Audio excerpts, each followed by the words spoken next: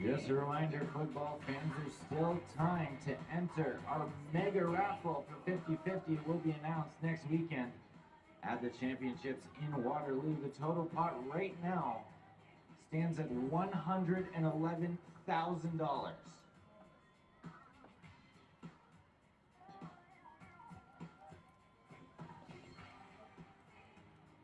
And the winner will take $55,775.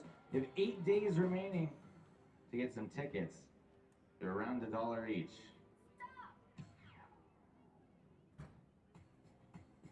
FootballOntario.net is where you can find that.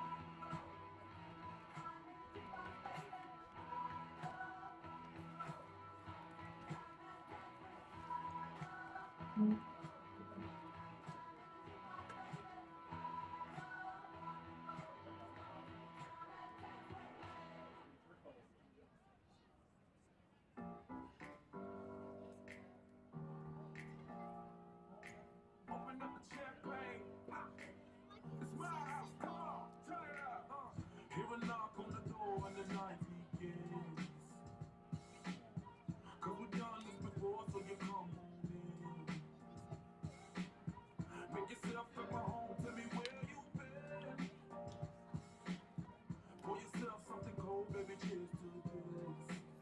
Sometimes you gotta stay in, and you know where I live. Yeah, you know what we is. Sometimes you gotta stay in. Welcome to my house, baby, take control now. We can't even slow down. We don't have to go a while.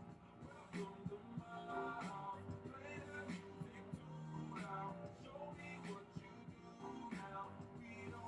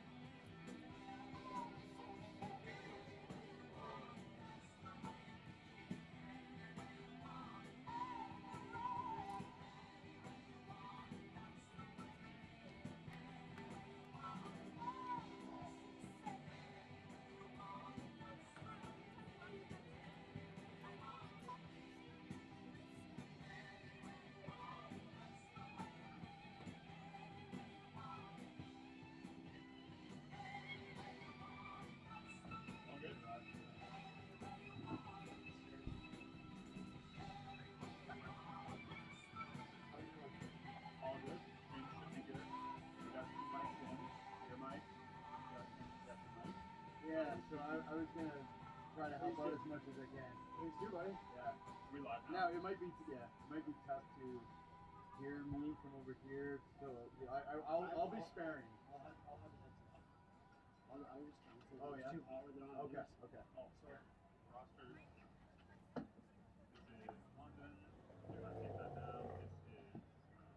This is Durham, and there's only a couple names on this page for Durham. If you wanted to write those names and numbers on this, we can just have fun. We're not going for a while. For 5 minutes? Couple minutes. Yeah, like 5 minutes.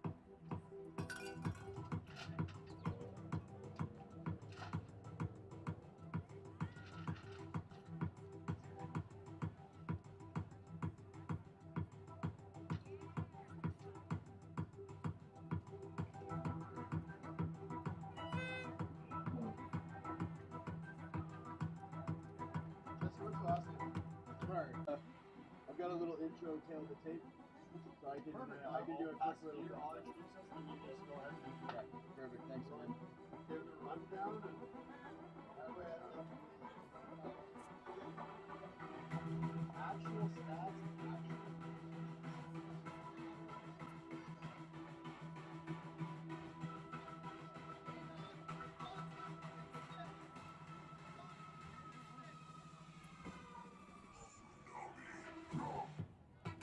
We're looking for 3 people to do sticks. Chaz is looking for them at track level. 3 people if you want to do sticks. Field level. 2 more. We found 1.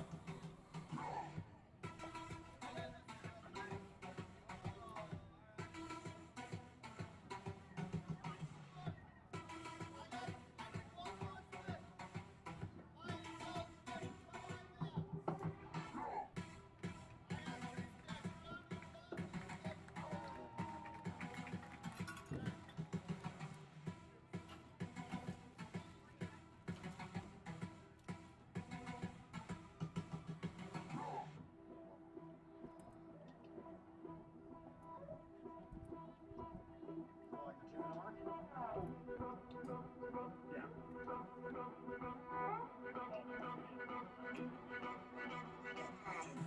minute mark?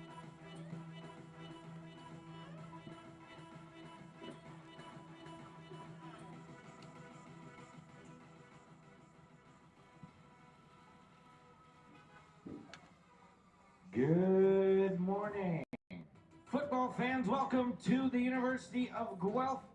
We are set to kick off some U12 AAA championship action as the London. These 2 are set to kick off in the Ontario Championship. They will do so in just a moment. First, we ask the teams to line up on their respective sidelines.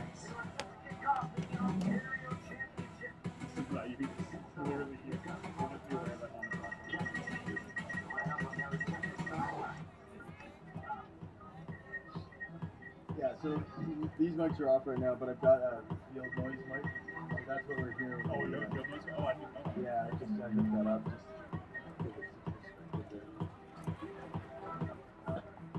It's just not going well today, I'll tell you that. We will have the coin toss in just a moment, but first, we ask that you please rise as you're able for the playing of today's national anthem. We will have the coin toss.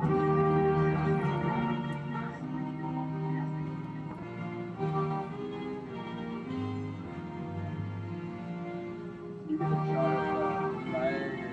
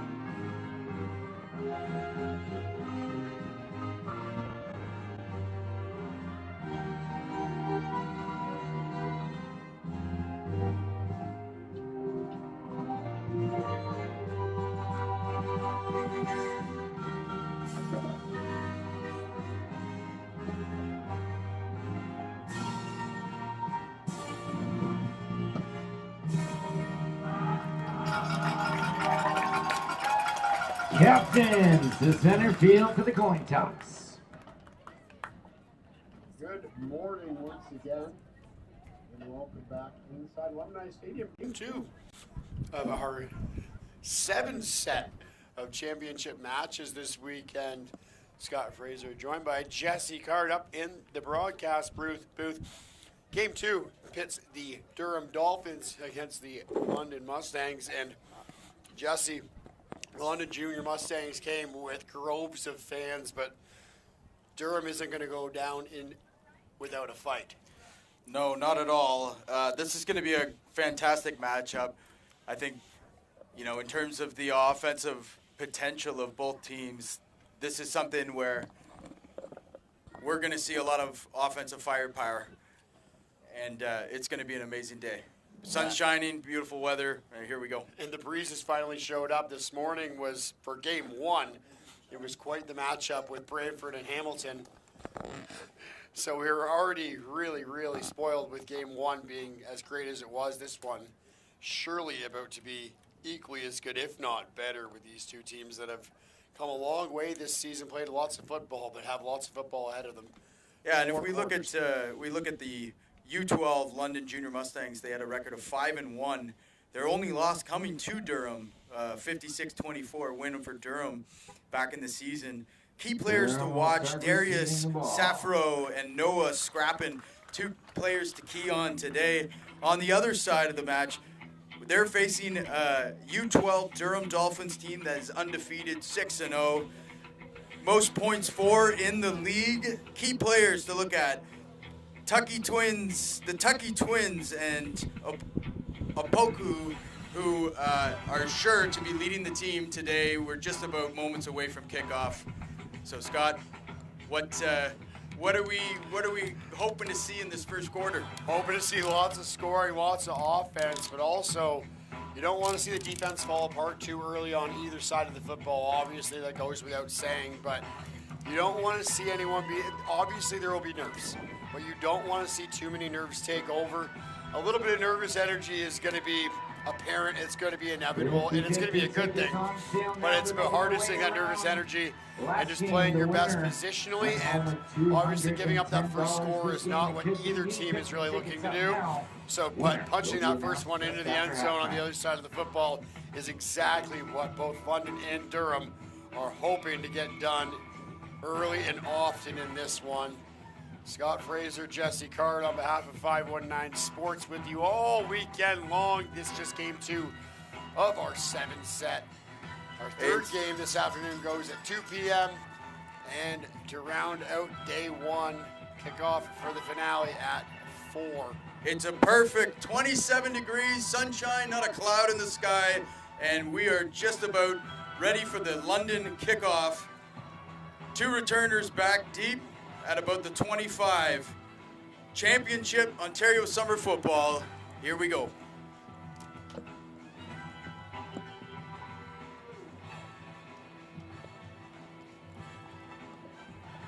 Number 15 for London, set to kick off from their 45. Now Luka Wojciechowski back to get things started here this morning. Ready to say afternoon, not quite there yet, as Wojciechowski has this one officially underway. And a short kick. It's recovered at the Durham 50. And that's where Durham will scrimmage. Durham Dolphins sporting the orange and white, with London the gray and black pants. Yeah, gray and black, not a advantage here this afternoon. This morning, there I go again with that heat coming down. So we'll see if the Dolphins can play into the weather like the Miami Dolphins tend to do very, very often down in Florida and take advantage of that heat. But you know London will come out hot and heavy as well. A huge block there as that opens up some field. And don't look now. See you later. Touchdown Dolphins. Emil Ned gets it started real early. Yeah, it's just a huge run. Not what you want to see if you're London. letting this, you know, a break this early in the game. You got to get back to the sideline, get your head back in it, figure out what happened. How about that block right around the line of scrimmage, though? Man, oh man, what a play. What a start for Durham. And again, that London crowd was real loud when their players came onto the field, but that's the way you suck the wind out of the sails of a team that seems to have brought the home crowd with them. Durham up 6-0 real fast. 30 seconds into this game, and Durham is on the board. I think it's very vital. Around that right on top. Here we go. To rock around that track on top is tricky. It's tricky. To rock around that track on top is tricky. I met this little Shirley. Her hair was shiny curly. Went to her house and bust her out. I had to leave real early. Really sleepy. All they just say is please me. Or spend some time in Baccarat. I said it's not that easy. So after the score, London will take the football at their own 30 with a whole bunch of work to do. Already in a deficit. And in the backfield, that one almost Mustangs look for a pass, but ended it up in a whole good heap of pressure trouble. from Durham's defense. As Nate White Makes it 2nd and 10. just got the ball off in time Starting and quarterback avoided the for sack. Dolphins, That'll bring up catch 2nd and 10. Correction from team. Junior Mustangs have Nate W. White as their quarterback.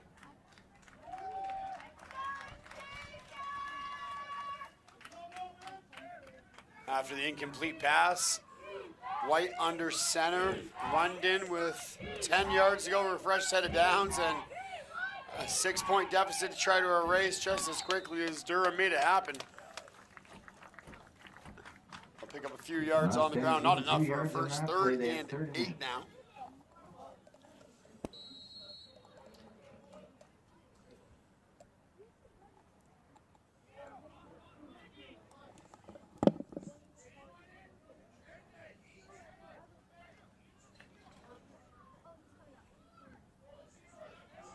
And Jesse, you'll see Emil Ned down on that defensive end side on the far side of the field. The touchdown scorer already looking hungry and looking to chase down White. He nearly deflects that pass. That one's picked off. And that will be a pick. 6 touchdown Durham. That's Darius Phillip.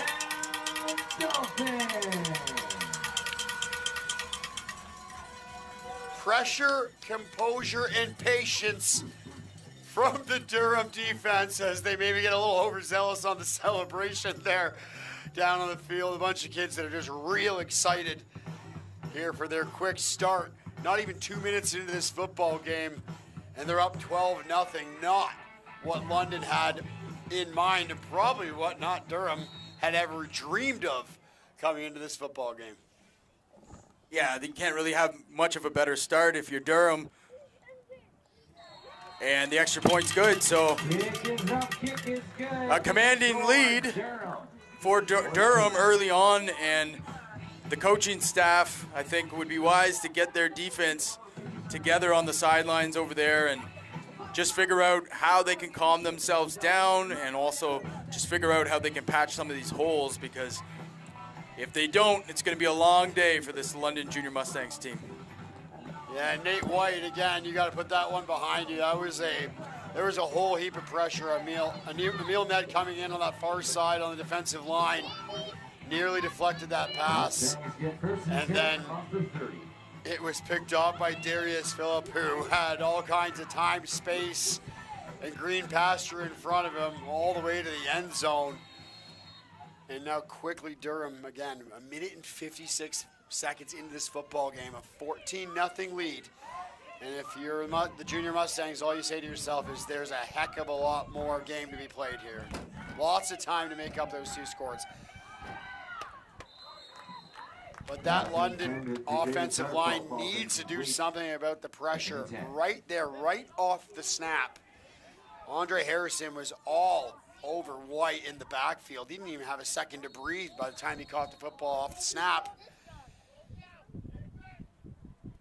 You need to give your quarterback some space and some time to make a decision, and beyond that point, your receivers to get into position to make the catch and then hopefully turn it into more. It's second down after the incomplete.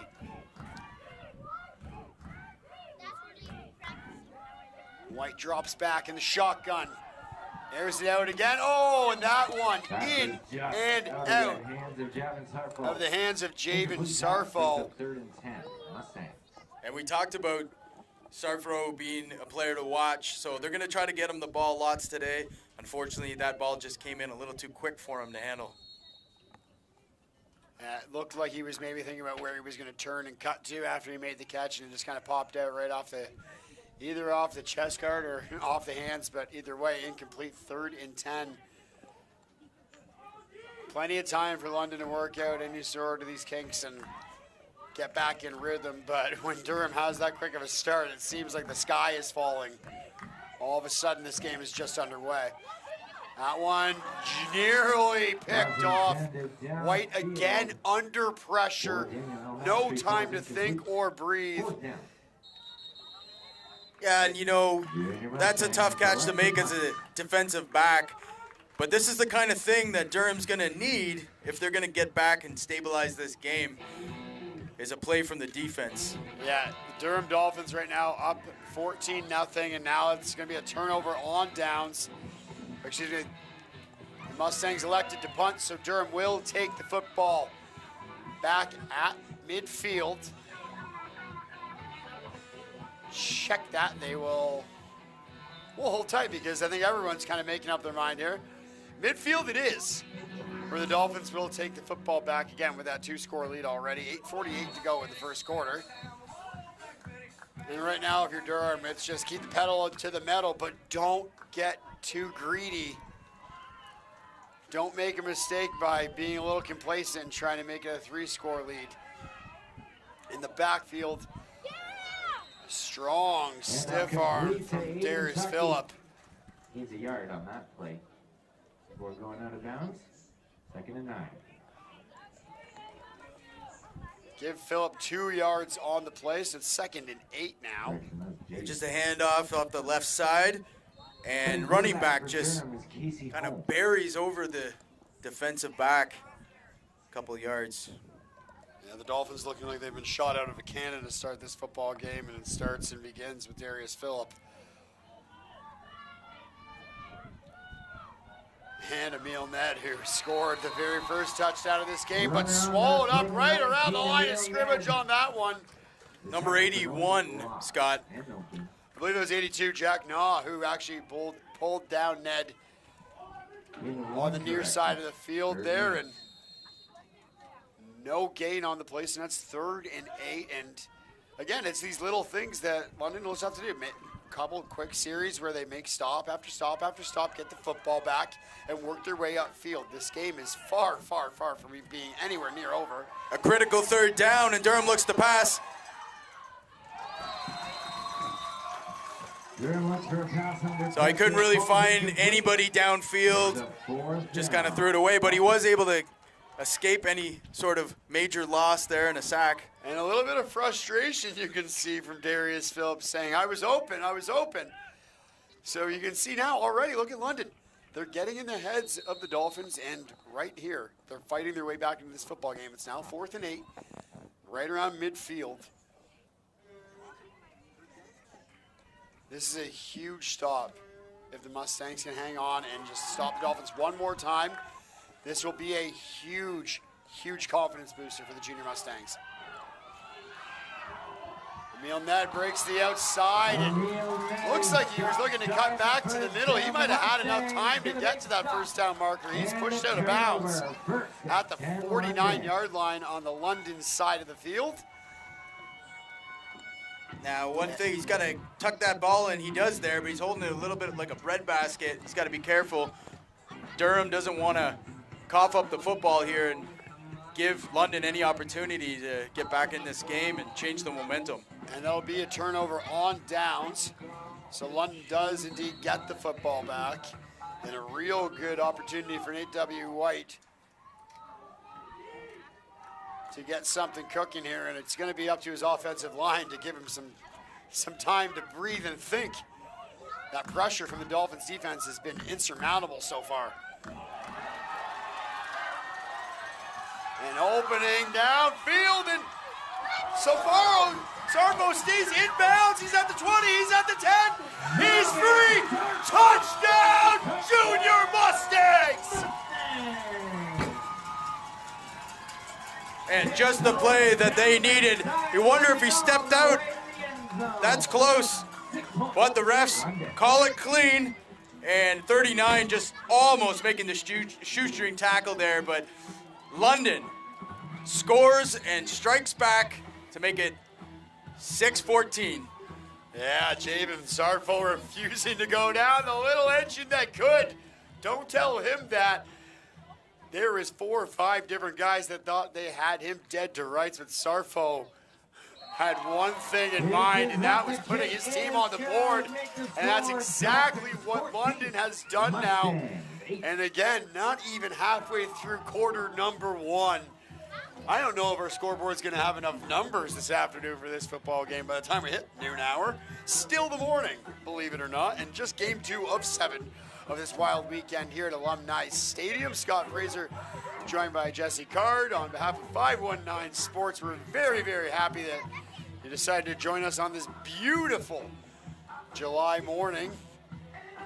And as we kind of look to turn the calendar to August, no one really likes that idea because that becomes the beginning of the end of a beautiful summer that we've had so far. But again, a very busy weekend here, Jesse, at Alumni Stadium. Well, you know, it's true, but we've still got a lot of football to play here. We've got the rest of today, quite a few great matchups, and then tomorrow, and then next weekend to finish off the Summer Cup with the big boys and girls playing U14, U16, U18. Big tackle by London there in the backfield. And we can sort of feel momentum shifting a little bit, Scott. Absolutely. That's the thing, is maybe you don't want it too quick, too much, too fast, too soon. And now all of a sudden it seems as if London is just going to take control of this football game. A couple good stops, we were saying it earlier. Stop after stop after stop, series after series after series. That will lead to a lot of good things if you're the Mustangs, and a 2-score lead is now just 1. And things have seemed to have definitely turned upside down for the Dolphins in a matter of moments.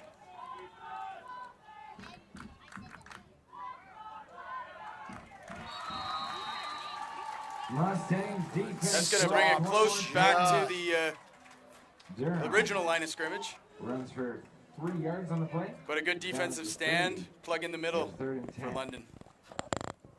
So back to the 30-yard line for the Dolphins. Daniel L. Mastry.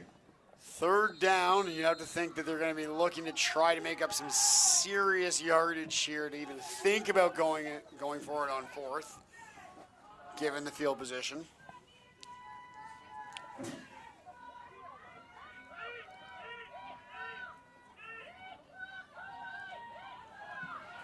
Flat pass there, and that is caught, and Jordan Tuckey fights for every inch, every yard, and is just not quite enough. Picks up 6 on the catch and carry. 4 yards to go. 4th down. 4th and 4. And at the 36-yard line, Jesse, and with the way that London's offense is just showing that they can break a game wide open, if you're Durham, what do you do with this football? Dolphins call timeout. Yeah, well, it's still early on. 4:35 left in the first quarter. Definitely stabilized a little bit here. London's been able to get back in the game. So I think now the game has begun now. Yeah. You know, we've but got on 4th down with 4 yards to go. Yeah, well, well, 36. Do you elect to kick it away, or do you try to push it through and rely on that offense? Listen, they've shown that they can run the ball effectively. At U12, I don't think the punt's going to get too far. So if I'm the coach for Durham, I'm just going to go for this thing. Maybe this is a time to roll out something like a reverse that you have, maybe a little bit of a misdirection play. I think it's a good time to call it. So they will elect to try and go for it here.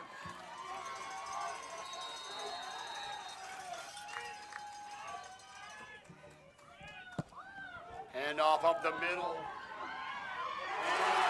Mustangs defense. Darius Phillip is stopped short of the first. That will be a turnover on downs. Holden Lukings with the tackle. My, oh my, how a matter of moments can change the entire complexion of a football game that really seemed to be headed in the wrong direction for the team from London. And now all of a sudden, they are 37 yards away from not only tying this game, but having a chance to take the lead. And we are still not even close to done the first quarter. Yeah, a great stop by London. They've got good field position here. Let's see if they can sustain a drive, maybe get a few first downs, if not score.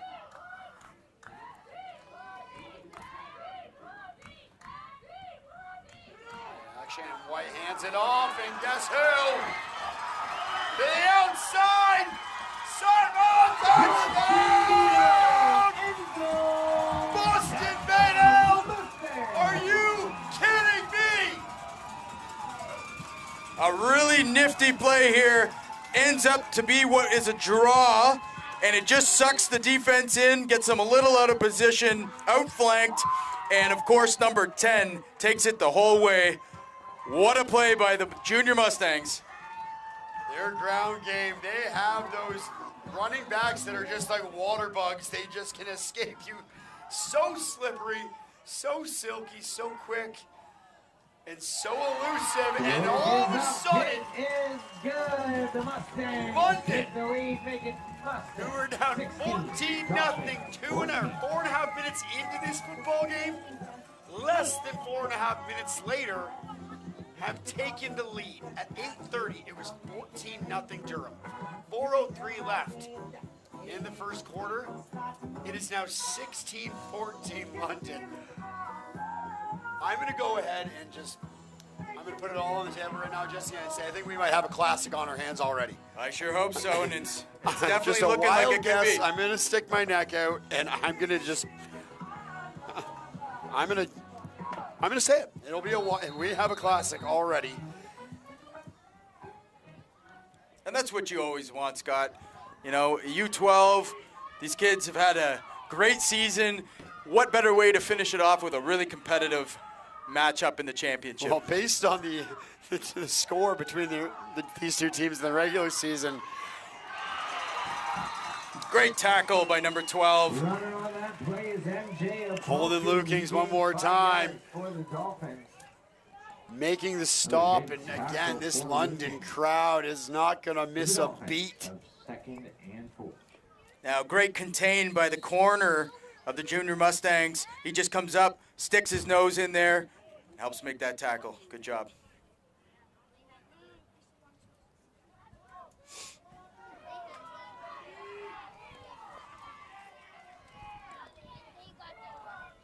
Second down, 4 to go. And that'll be enough. As guess who? Number 2, Darius Phillip moves the chains for the Dolphins, and Phillip and the rest of his offense will try to see if they can reignite some of that magic that this Durham team came out with so quickly to start this first quarter, and it has just been a whirlwind of a first quarter so far, not even 10 minutes into this football game, and I'm almost out of breath.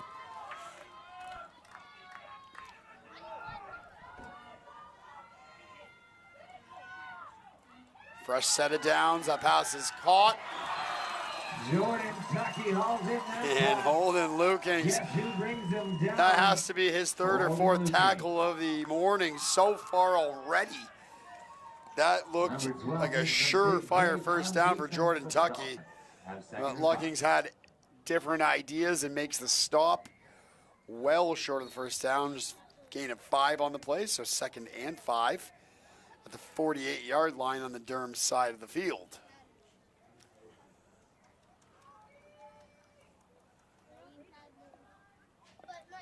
So, water comes in and the player leaves. Yeah, Just that'd be wanna Jordan remind Tucky, who's laboring off towards the sideline. Sorry, Jesse. Yeah, I just want to remind everyone that the Football Ontario Mega Gridiron Gold raffle is well over $110,000. And if you scan the QR code on the screen right now, it'll take you to the page. You can select the football organization that can be the beneficiary, and somebody at the end of next weekend is going to win, well, probably more than what last year was, which was $107,000. Somebody took at home. 110 now, it's a surefire bet that, yeah, it'll outlast last year, or outdo last year's rather. 2nd and 5 now. Darius Phillip again, and that's enough for a first down. Just shy of midfield, mark him down at the 54. Durham has 1st and 10. 1st and 10, 90 seconds to go here in the first quarter, and which has been a action-packed first quarter. This is only game 2 of 4 today, Jesse, and this is going to continue. I don't know how we're going to survive. Well, you're doing a great job, Scott. We need some water and maybe an oxygen tank up here for me. 1st and 10 now, midfield for the Dolphins. Darius Phillip, and this is not a recording. Darius Phillip drops his shoulder, picks up 6. Well, and you can see Durham now is kind of settling things down a little bit. They're running that power game up the middle. I think they're trying to establish some dominance and maybe just like beat up on the defense and test how tough these kids are on the other side, because a lot of times if you can kind of get the edge there, it can be a demoralizing thing. If Phillip's just going to be able to pound it in there, snap after snap after snap, if it's not broke, don't fix it. But London will have to find a way to try to slow number 2 in orange down. And once they do, Durham will have to adjust. That one in the backfield and wrapped up by guess who? Holden Lukings. He's been the busiest guy all morning so far.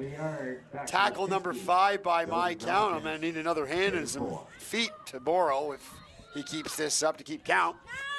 7 seconds to go here. This will be the final play of the first quarter. 519 Sports bringing you all the Ontario Provincial Championships all weekend long. This again, just game 2 of 7. And Scott, actually, it's good to mention it's a great partnership between 519 down here and the U Sports Network, TYSN, bringing the broadcast. So we're just really excited to be able to bring this sort of coverage to the province in this championship game. And what a great place to do this from, but Alumni Field in Guelph, Ontario. And that is stopped in the backfield, as that does bring us to the conclusion of quarter number 1. Listen how loud that crowd is. Everyone's excited to be here, Jesse. It's been a great morning so far, and again, we are just looking to get going. So we're at $110,000 in counting so far. And if anyone does want to try to throw their hat in there for the charity of their choice, you said scan the QR code? Scan the QR code on the screen. That'll take you to the raffle. You can drop down who you want to support. I think there's about 60 different football associations listed in there. The 100% of the proceeds go to developing football in Ontario. So that could be extra equipment. That could be lowering player fees. That could be improving the facilities. And you know, it's a great cause, but at the end of the day, somebody's going to probably walk away next Sunday night with over $100,000 in their pocket. Absolutely, and if the talent that's on display this morning so far is any indication of what any little bit of extra money can do, it's money well spent.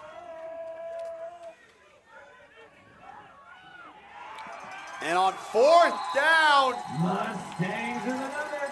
guess what? If you couldn't hear it or you didn't see it, you'll figure it out pretty soon. On the Junior Mustangs stop the Dolphins dead in their tracks and take the football back.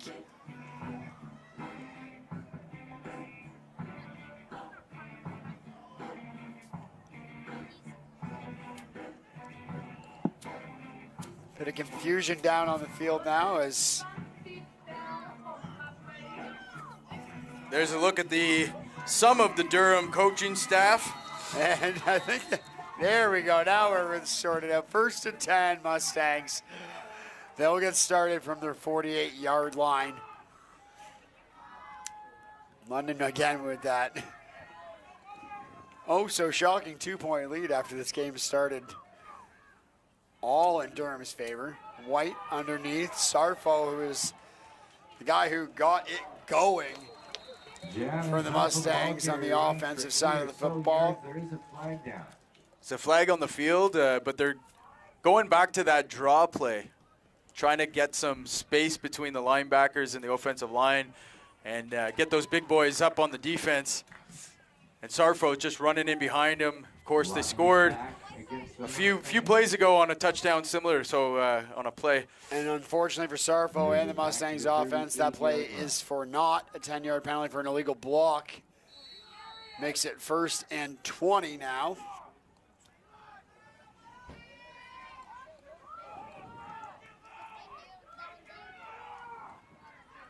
So White and his offense will get started from their 36-yard line now.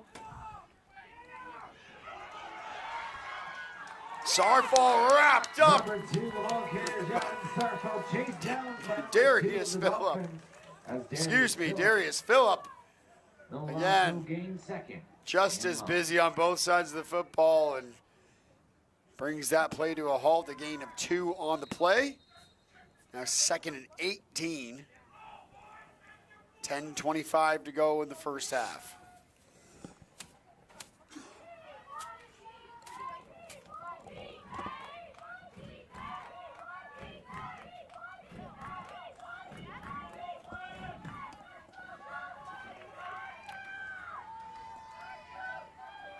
No one in the backfield, just White. 4 receivers set.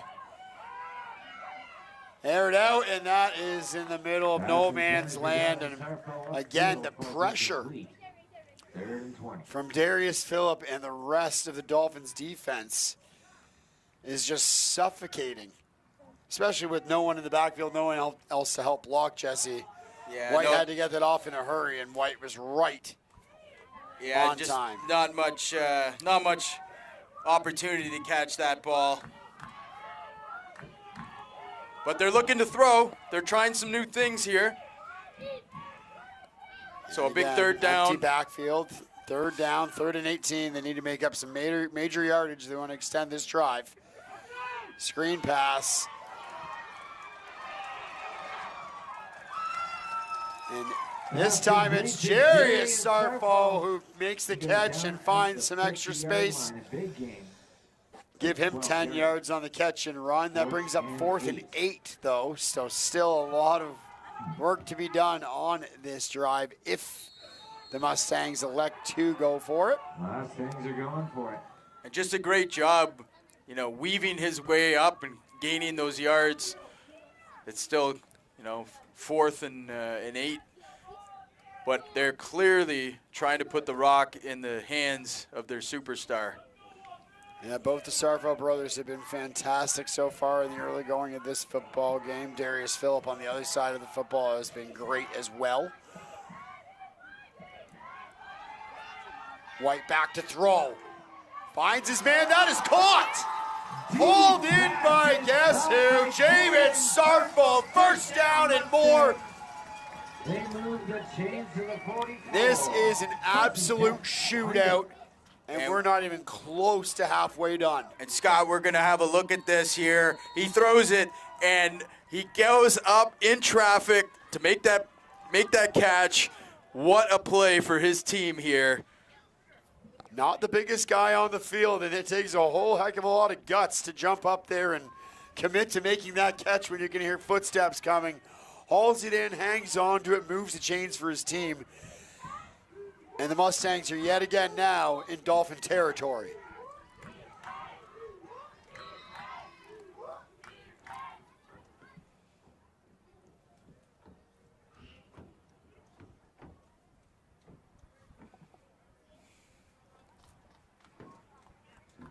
Well, confusion down at field level, so he will just stand by and let them figure it out. That's way above our pay grade.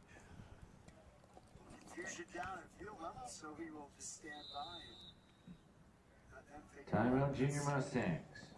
London ends up calling a timeout on the play, and We'll take a quick breather here. 7:50 to go in the first half. 16 for the Junior Mustangs, 14 for the Durham Dolphins. Here at Alumni Stadium, Dan Grocery Memorial Cup is being handed out.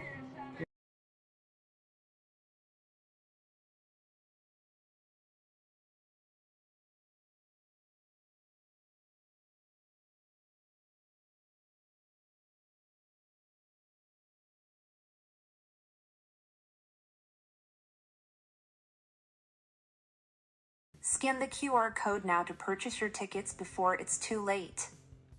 One lucky individual will win half the jackpot. Attention sports fans. The Football Ontario Gridiron Gold Mega Raffle is back for its second year. Support youth football, win big, and make a difference. This year, it's bigger and better than ever.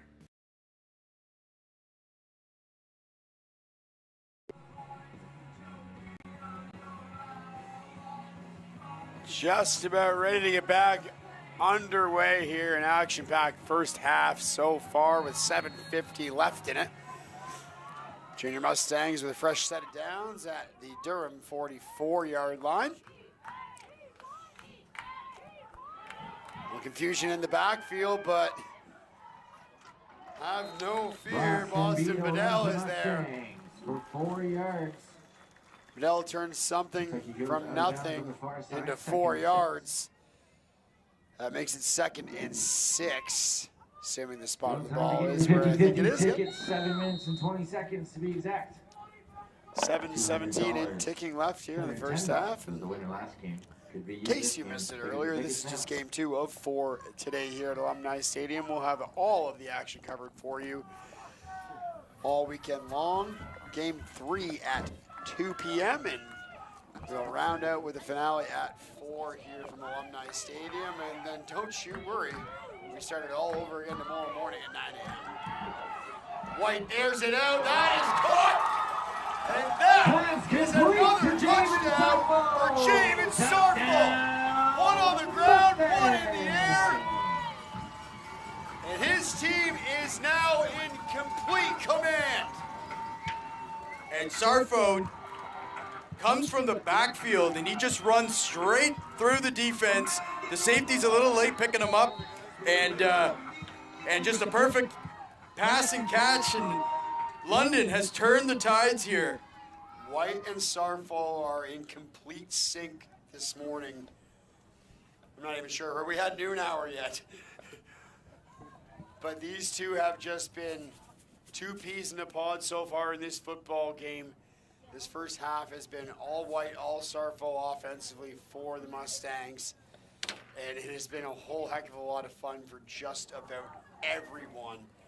No matter if you're a Dolphin fan or a Mustang fan or just a football fan, this has been a fantastic game. And we have a whole heck of a lot more to look forward to.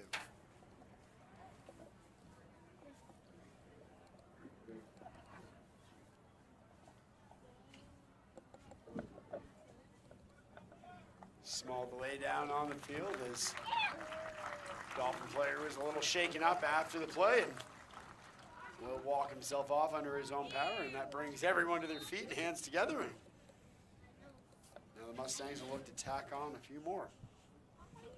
Extra point attempt is up. It is good. And Kick is up. Kick is good. London Junior Mustangs are up by 12 after trailing by 14. They have absolutely taken every bit of the wind from the sails of the Dolphins away, and they are trotting away with this lead. 6:44 to go before the half, and again, we saw a 14-point lead evaporate in all of 4 minutes of the first quarter. 12-point lead is surely not safe even before the half. There'll be a lot of adjustments to be made on both sides of the football, I believe. Yeah, really anybody's football game still. I mean, these both offenses are very capable of scoring, at will. So really, it's going to come down to the defenses of figuring out what has worked for the other team, making some adjustments, as you said, Scott, shutting those kind of plays down. Obviously, it's no surprise. It's number 2 for London. They got to get some control of him, He's catching the ball. He's running the ball. On the other side, it's a little bit more smash mouth in terms of what they need to stop. Yeah, it's been deuce on deuce. Javen Sarfo, number 2 for the Mustangs, and Darius Phillip, number 2 for the Dolphins. But again, the contrast in style of play, smash mouth football from the Dolphins running back, and it has been all kinds of finesse from Javen Sarfo in the backfield for the Mustangs. That one swallowed up right where it began, back to the line of scrimmage. No gain on the play. Second and 10 now. Immediately on the play. And it continues to run. 6 minutes, 15 seconds to go. And Scott, I think one of the concerns has to be for the Dolphins with their style of kind of monotonous ground and pound football is that it's going to eat up a lot of time on the clock. And if you can't stop London's explosive offense, it's going to be a little bit of a track meet, and they're going to run out of time here. And contrasting to that, though, as well, if you're London, are you going to continue with the lead to continue to try to air out the football, stop the clock if it's an incomplete pass? Or are you going to try to also use that clock management and try to run it down? I mean, it's way too early to think about using clock management right now in this junction of the football game. It's only a 10-point game, and here's... As Holmes got loose, and all of a sudden, talking about turning something into nothing into something. Oh my goodness! What a stop, and guess who? Holden Lukings saves the day for the Mustangs. There's a flag behind the play. There is a flag or two in the backfield, though. This one may come back. Unbelievable effort. A great effort by the quarterback first to get that ball out. Casey Holmes made It is against and But it then looks like a it- play under pressure. And if you could hear the roar of the London fans, that should tell you just about everything. That play is Repeat coming second down, a all little the bit way further back. Durham.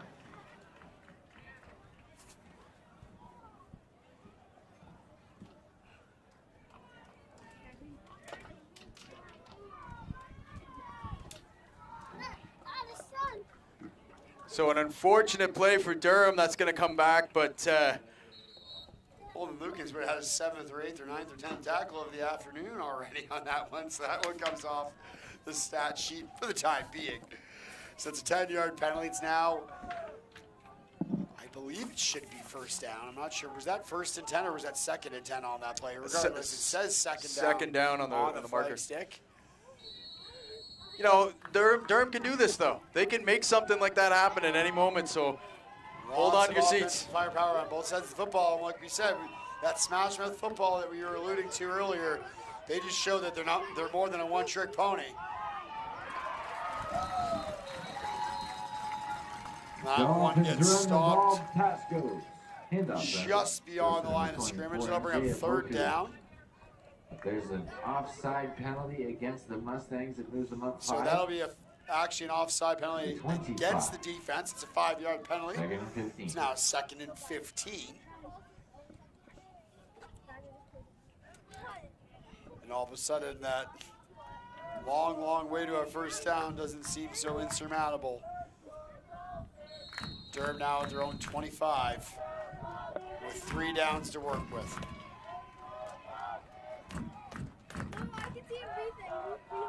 You can hear the fans getting into it with the chant. Let's go Dolphins. Big play Trying coming to up. drown out those Mustang fans that are so prominent. Sack on the play. That one is a huge sack. They push him way back. For a to number huge 39, loss in the Darren backfield. Achomba. Scott, he just doesn't have any And time. 25. Darren Achomba. The offensive line's going to have to do better than that. Achomba right in the backfield, right in Holmes' face. No chance, and Holmes was just trying to escape and elude and get free. Dolphins call time out. And all of a sudden, it's a loss of 10 on the play, and it's now 3rd and 25 as the Dolphins call a timeout. And we take a breather.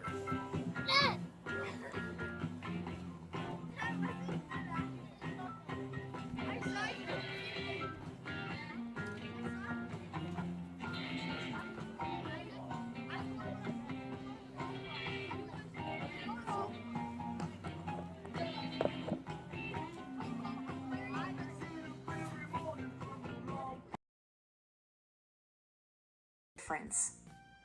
This year, it's bigger and better than ever. Scan the QR code now to purchase your tickets before it's too late. One lucky individual will win half the jackpot.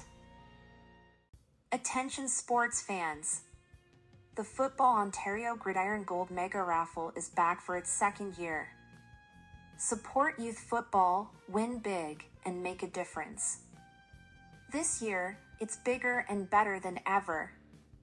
Scan the QR code now to purchase your tickets before it's too late. One lucky individual will win half the jackpot. Attention sports fans! The Football Ontario Gridiron Gold Mega Raffle is back for its second year. Support youth football, win big, and make a difference.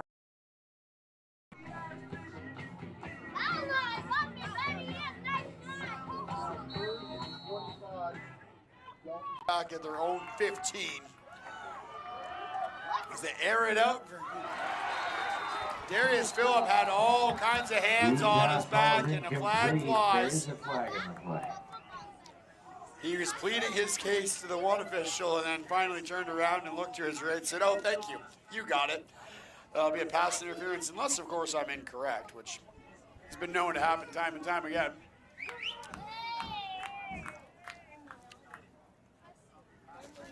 It will be pass interference against the Interference defense. against the Mustangs is the call. That'll be an automatic first down. It's now first and Moves 10. the Dolphins back to the 30. First and 10. Dolphins and Darius Phillip move up to their 30-yard line on a fresh set of downs.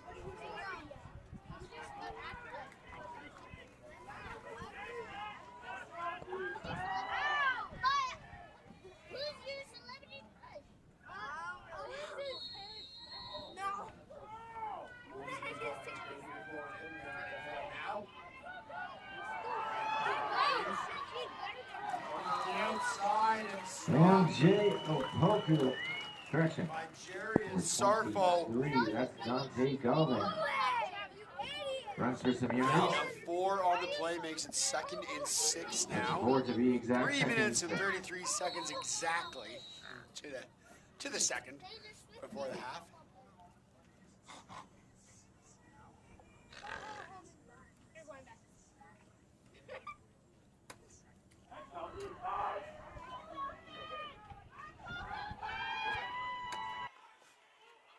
Time ticking down here as Holmes gets set under center. They go right up the gut one more time. Darius Phillip picks up 3.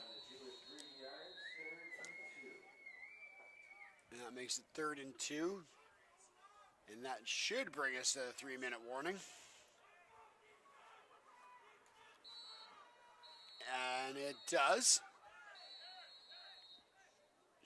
3rd and very short here as now the clock does continue to tick away. And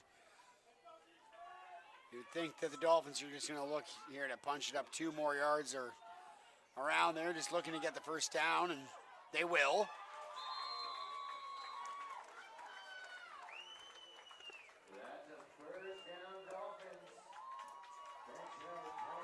Dante Galvin picks up the first down on the carry for the Dolphins, and again with a fresh set of downs, down by 10, 2:42 to go in the first half. Durham had such a hot start in the first 4 minutes of this football game, but haven't played poorly since then either. So they just need to continue to try to smash this football up the field, and there's Galvin one more time. Again, seeing a little bit of variety in the backfield, not just going right back to Darius Phillip over and over and over again. We're seeing a mix of Galvin come in now. And Jesse, compared to what we see from the Mustangs, being so willing and able and content to air it out, Holmes hasn't really been able to let one fly yet, and we'll see if with just under 2.5 minutes left in this first half, if they elect to go to the air and see what they can make happen. Yeah, we know they can do it. I think they've got to be able to call on some plays that London hasn't seen yet. go deeper into the playbook here at this point with 2 minutes left in the half. Stay on the ground again for now. Short gain on the play. That brings up third down. For another few yards for the Dolphins down at the 43-yard line, 42-yard line. Ball spotted at the 42-yard line. 2:02 to go. Plenty of time for both teams to make something happen before, something else happen rather, before the half.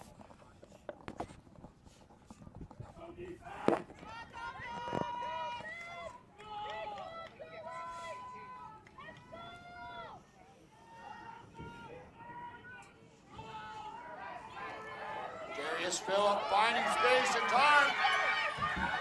Darius Phillip with a whole head of steam. He is brought down by Holden Lukings. These two are going head to head all game long. A couple of early missed tackles around the ankles, but they can't bring that kid down that way. And Darius Phillip down in all kinds of trouble right now.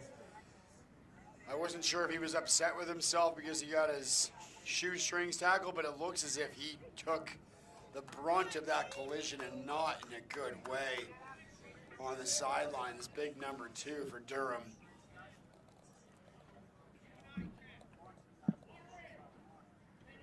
There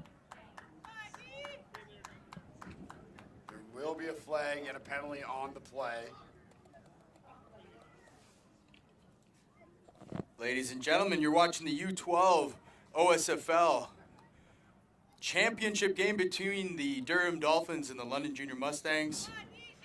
We hope you're enjoying the broadcast coverage brought to you by 519 Sports and TYSN, the Youth Sports Network. Lots more action coming up today. This is just the beginning, but we hope that you stick around and go ahead and like the YouTube channel, follow us at 519 Sports and TYSN. Like the channel, it helps us grow, helps grow football. And of course, be sure to pick up a raffle ticket today and during the weekend. The pot is over $112,000, the winner taking home nearly $57,000, and that's surely going to grow up until the end of next weekend when the draw is going to happen on the last game of the Summer Cup in Waterloo. It's a busy couple weekends for youth football and a couple of special games left to be played here this weekend and even more coming next weekend. And if you're in Guelph, by the way, or in the area, just come on down. Check out Alumni Stadium, a beautiful place to be on a beautiful July weekend. And come say hi, be polite, cheer. It's a beautiful day here. It is gorgeous, and you know what? Thank goodness that wind picked up because it was very, very hot this morning. As we get a round of applause, Darius Phillip, who went down awkwardly after being brought down by Holden Lukings, looks to be getting his feet underneath him, and he's a 12-year-old kid, so no one wants to see anyone get hurt, especially a 12-year-old. But for the Dolphins, that has been your workhorse so far. And the silver lining is he is walking back to his sideline from the far side of the field under his own power. So with 1:33 before the half, they'll have a better chance to examine him during the break, and we'll see if he's able to continue and return to this football game. But Durham will have to figure out a way to make something happen in the next 93 seconds without big number 2, who has yet again been their best player, far and away their best player so far in this game. Yeah, and I think, at this age group, U12, it's sometimes easy to depend on a couple of your superstars, build your whole team around them, the offensive playbook. But when they go down, you got to figure something else out. Exactly. So let's see what Durham does here. It comes down to the coaching. It comes down to the other players that are in the backfield. It comes down to Holmes. He's going to have to command this offense on the 35-yard line. A fresh set of downs. Big stiff arm. He steps out of another tackle. And my goodness, right on cue, touchdown Dolphins!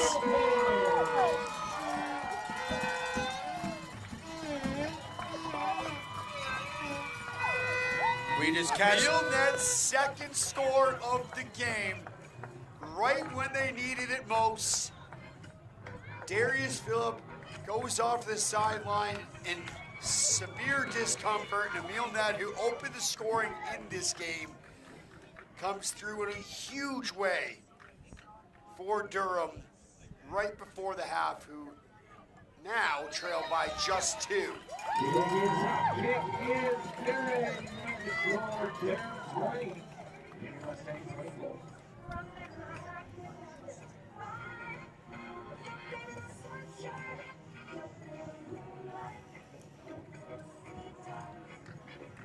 They're at 22 for the Dolphins. 3-point game.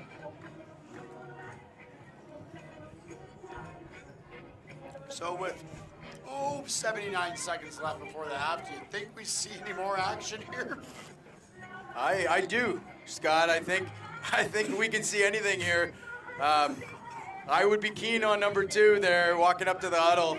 I would be spying him with a few players and making sure that if there's any damage done before the half, it's not done by that player. Yeah, you know what? I feel like there'd be a little bit of a silver lining if London is able to score again and you're the Dolphins, at least if it's not Javen Sarfo, you know you did your job as best you could. And on the other side of the football, if I'm a Mustangs fan or coach or player, I'm looking at number 2 real quick. That one just a little low for Sarko to haul in and goes incomplete.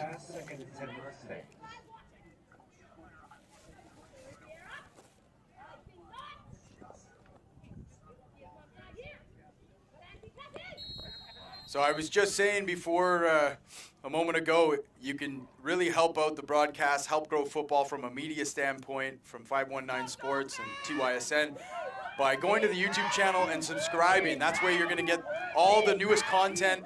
We're trying to develop more content all the time. And look, goes to number 2 again. Sarfo near to the first down marker here. Minute 9 left in the half. Yeah, Javen Sarfo, it's not necessarily that catch and run that we saw him end up in the end zone with, but little plays like that. He stopped just shy of the first down marker, actually. So it's going to be 3rd and 1. And Sarfo continuing to make an impact on the offensive side of the ball for the Mustangs.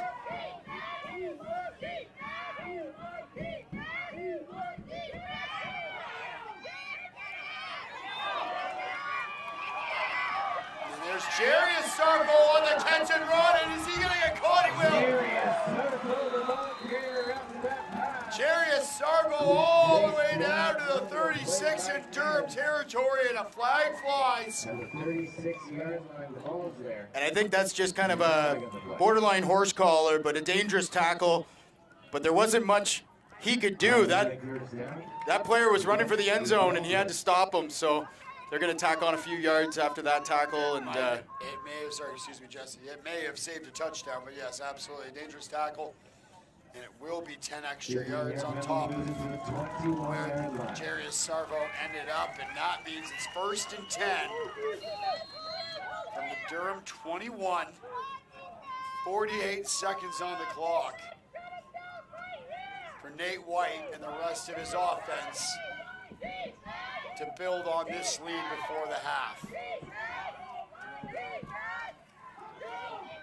White slings it out to Sarfo. Sarfo makes the catch and refuses to go down until he is forced to. He picks up 9 more yards for Javen Sarfo in this first half on that play. 2nd and 1, 42 seconds left for this wild Mustangs offense. And Scott, they just keep flinging it out to him. I mean, the idea is to get this kid the ball in space. And really, he's able to navigate, run to daylight, and make some big plays. So I think that's a great strategy. Once again, it's going to come down to the defense and figuring out how to close those gaps. White slings it out, airs it out of the back of the end zone, and just out of the reach of El Mazzari. Good Dolphins coverage from Jordan Tucky. 3rd and 1. Daniel El Mazzari looked like he might have had a highlight reel catch, all packed up and ready to go, but just out of his reach. Pass falls incomplete, 3rd and 1.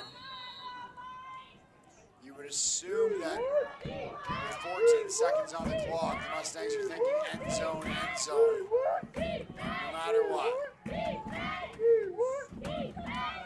White again, airing it out. Jamin Sarko caught! Touchdown, Mustangs!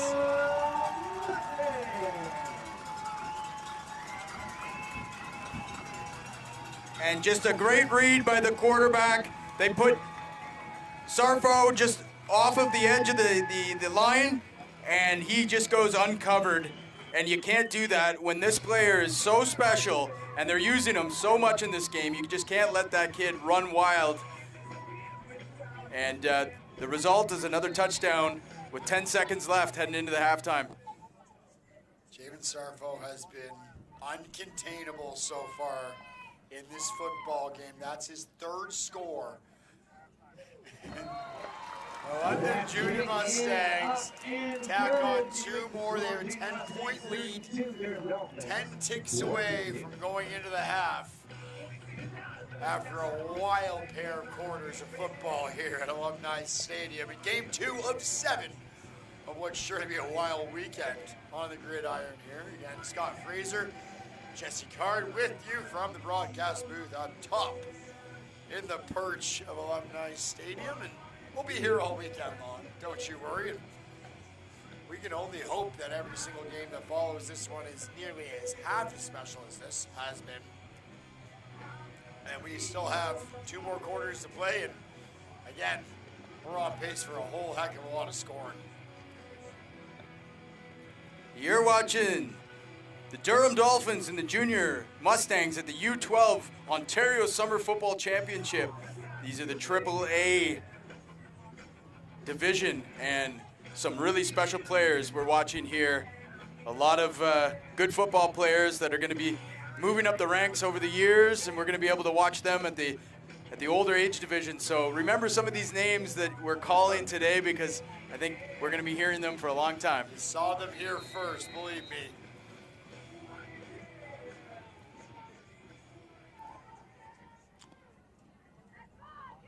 For the Dolphins, it's probably a long shot to think you're going to be able to find a way to the end zone in 10 seconds, but you don't want to throw an interception or turn the ball over either. Bit of good news, there's Darius Phillip back into the football game.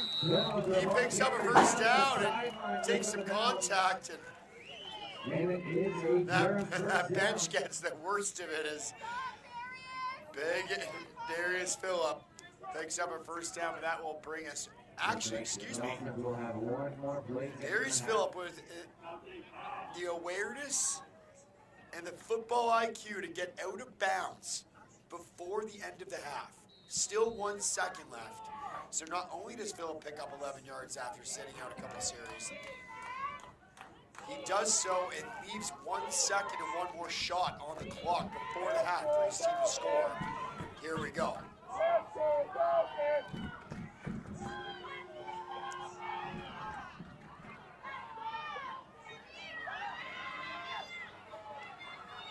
And Emil. Mustangs stop Ned. My goodness, what an effort. That'll do it for the first half. At halftime, your score on the Junior Mustangs 32, Durham Dolphins 22. Emil Ned there just refusing to go down at the end of the half. That 1-2 punch that Durham has is going to continue to try to punch it in there for the Dolphins in the second half. They trail by 10. We're going to take a quick break. It is London 32, Durham 22 at the half.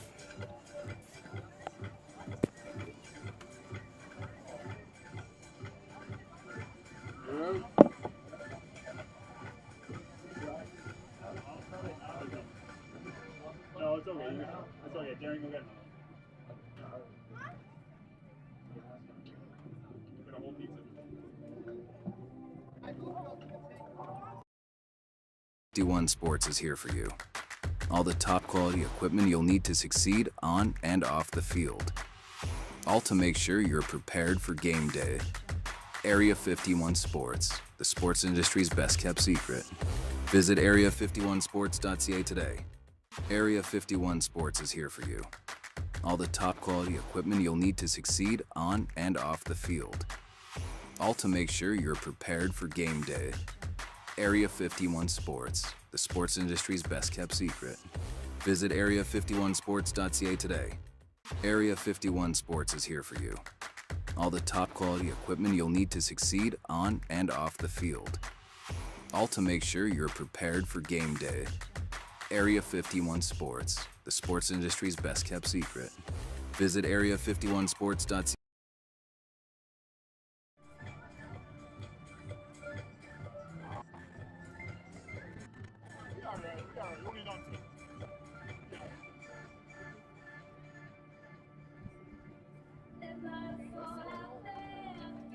I wish they had more shade.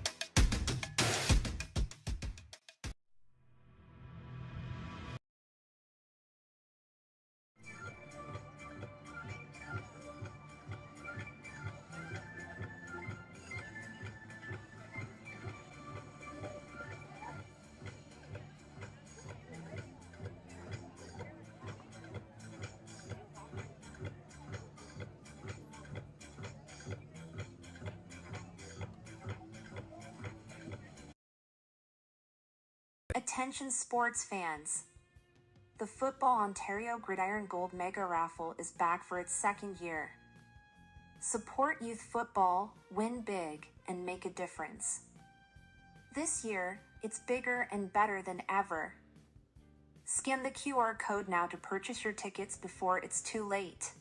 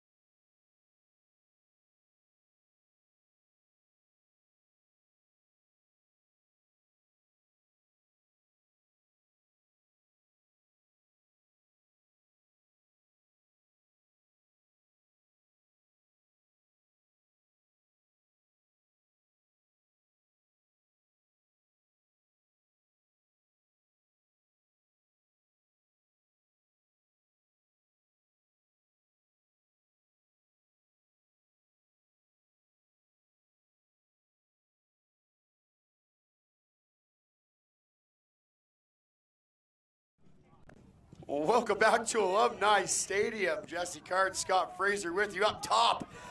After an action-packed first half of football, we're underway here in the U12 AAA Provincial Championship. The Summer Cup champions will be crowned all weekend long here. And man, oh man, Jesse, that first half of football saw London take a 32-22 lead into the half and into the third quarter. But boy, oh boy, 32-22, that still doesn't even tell the whole story of what we watched unfold through 2 quarters of football. No, I mean, this is a great football game, and I think both teams have now had a half to test each other out. There's a multitude of big plays that we've seen. I think it's back to what we've talked about before. I mean, there's no surprises who they're going to give the ball to, who are the greatest threats. Now it's a matter of the defenses making those adjustments. And you know, I had the I don't want to say the pleasure, but the coincidence of walking past the Dolphins as they were speaking to one another at that half in their end zone. And I overheard one thing in particular, and it was their coach telling them, hey, they're not that good. So respect yourselves. Don't give them too much respect. Realize that you're supposed to be here too. So I think for the Dolphins, it was, you know, after coming out and kind of shocking the world with that 14-0 lead 4 minutes into this game, they kind of got smacked in the mouth throughout the rest of that first half. But I think the Dolphins are more than well aware that they deserve to be in this football game. And again, it is a 10-point differential. This game is far, far from over. This game could end up very much in the Dolphins' favor in the next couple series. It has been far and away a pleasure to watch this game with you side by side, Jesse, so far. And looking forward to the next, let me do my math here, 5 more games after this one for the rest of the weekend. Yeah, it's a lot of football, but this is, they don't call it the Summer Cup for nothing. And, you know, I really do want to just highlight, I think the second half is about the coaching. We want to see what kind of changes they're making, adjustments, as you said, Scott, because really both teams deserve to be here, as you said. They have the talent to win this game. Now it's a matter of really containing these offenses. And I think the belief you talk about, and championships are always about that, because you might have, you know, in this case, gone 6-0 as the Durham Dolphins. You're facing another 5-1 team, right? And really to have that belief that you should be here, that you deserve to be here, that comes into play. And I think both these teams are just reminding themselves of that right now, as you overheard. And a 5-1 team that their only loss was to your own very own team. So London comes in here with a chip on their shoulder as well, right? Saying, you know what, you ruined our perfect season. We're going to ruin the end of your Cinderella story. And not even focusing on you, we're going to come in here and win this one on Alumni Stadium's field. As Boston Bedell breaks free. He's at the 10, he's at the 5, and he is in the house. Touchdown, Mustangs! And just a well-executed play right up the middle. And he just looking like Barry Sanders there, getting the handout. A very compact runner, but he just outpaces everybody and gets to the end zone. And right away, here we go. We got the action that we were looking for. That Barry Sanders comparison could not be more spot on, partner. Those getaway sticks were in high gear. And that was something to watch. And again, it doesn't look as if that this football game is going to get any less exciting than what we saw in the first half, as it's now 40-22 for the London Junior Mustangs after the extra point attempt is up and good.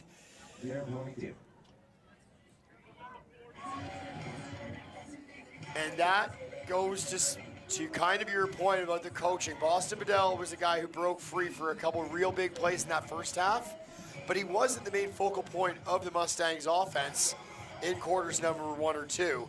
But that just goes to show you how good this football team actually is, where they have those secondary and tertiary weapons that can break the game wide open in the blink of an eye, like Boston Bedell just did. Yeah, what's great about the Ontario Summer Football League is that when you get to the Summer Cup and you've got these championship matchups, whether it be the AAA, the AA levels, these are evenly matched teams that deserve to be there, and they have some explosive football players, some well-disciplined coaching, and the result is an exciting game. I mean, this is great. Great weather, great stadium, two great football teams going head-to-head. Couldn't ask for better weather, couldn't ask for a better weekend. And yeah, like you said, these teams have ironed out all their kinks throughout. This is their prime performance that they've geared up for from day one of training camp all the way back when 8 months ago, 6 months ago. Fought through the cold months, and now they get to come out here where it's 27 or 28 degrees up here at the broadcast booth with a mighty fine breeze, but down there at field level, it is much, much hotter. And there's a whole lot on the line for these kids who are, again, under 12. Robin once again the ball here. Looks like he's just shy of a first down. He's taken down by Morgan Kerr. First off on the 39-yard line, 31. That is a gain of 9. Now it's a 3rd and 1.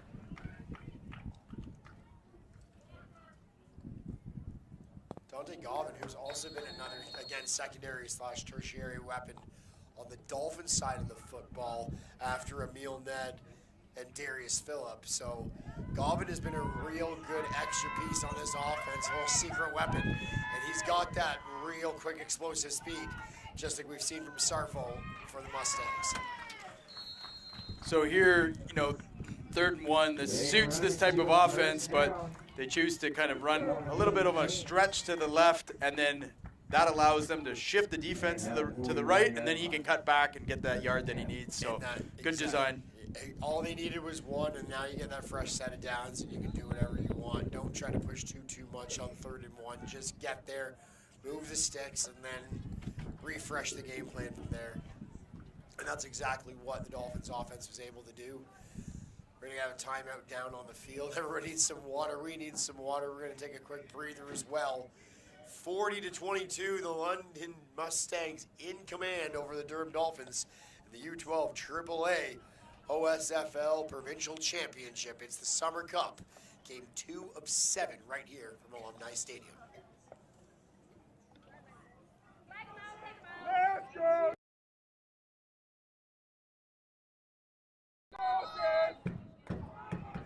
Let's go, Dolphins! Let's go, Dolphins! Let's go, Dolphins! Just a reminder, scan the QR code while you're watching this stream. Get yourself the Football Ontario Mega Raffle 50-50 ticket. Well over $112,000 now. Winner will take home over $50,000 next weekend. Holmes drops back, airs it out for the first time this afternoon. That ball's caught way downfield. Jordan Tuckey makes the catch, brought down at the 35, well inside Mustangs territory. And that, again, is the first time we've seen Holmes air it out today, and he was bang on the money, finding Jordan Tuckey for the first down and way more.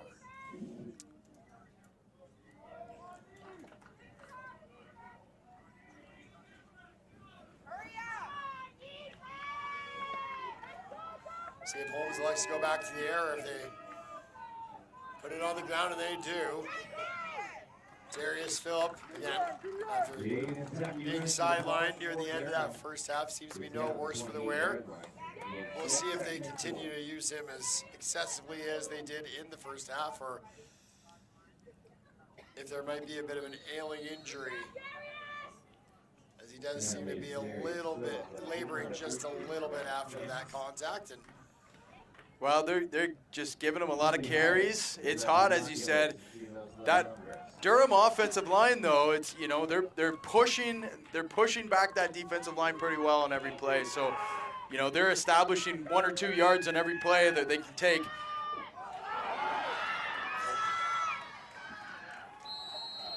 There yet again is Dante Govan. Makes the catch, moves the chains, and don't forget, big Emil Ned, who has scored twice in this game for the Dolphins, is also weapon X out there in terms of the Dolphins offense. So if it's not Darius Phillip, if it's not Dante Gavin, Ned's right there as well. Not on the field for this series, but has been a real effective weapon offensively for Durham so far this afternoon. Darius Phillip is the runner. Darius Phillip picks up, give him 5 yards on that one. 2nd and 5. He's got to be close to 100 yards already. 4:43 in this third quarter remaining, and it just seems to be flying by.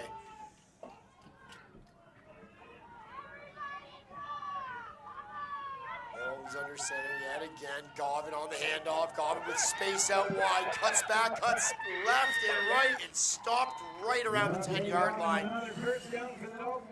He had me fooled. I thought he was going back to the middle, but ended up juking back out to the outside and getting wrapped up and stopped just shy of the 10, at the 11. That will give the Dolphins a fresh set of downs. They're down by 18 points right now. 4:02 to go in the third quarter. 1st and 10 from the 11. Yeah, big play coming up here for the Dolphins.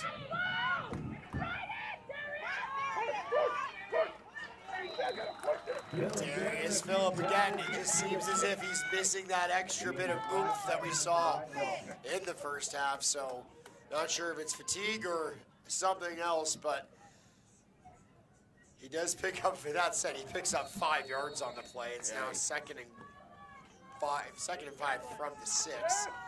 And he is just doing everything he can for his team. He's shaking off tackles. He continues to ground and pound. Here he is again. I mean, it sounds silly to say that he's missing that extra gear, that extra bit of push, even when he's picking up 3, 4, 5 yards on every single carry. And he, yet again, he pushes the ball 2 yards closer. 3rd and 3 now from the 4-yard line. The Durham bench looks on, looking for a score here to bring them closer and within reach. Dante Gavin in the backfield as well, behind. Oh, and Darius Phillip just short of the house. Could not quite reach out and break the plane there. Again, it looks as if that leg or whatever it was that held him down near the end of the first half is really starting to take its toll on big number 2 in the backfield for the Dolphins. All timeouts. Timeout Mustangs. 4th and 1 from the 2-yard line.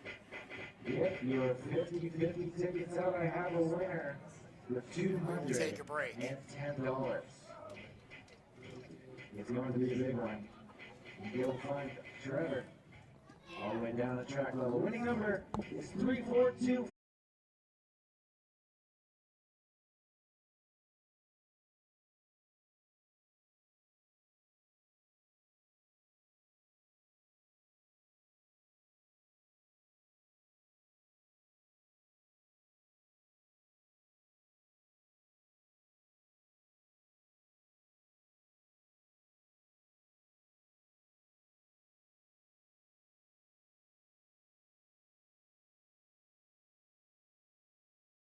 Summer Cup during the last game on August 4th from Waterloo, Ontario.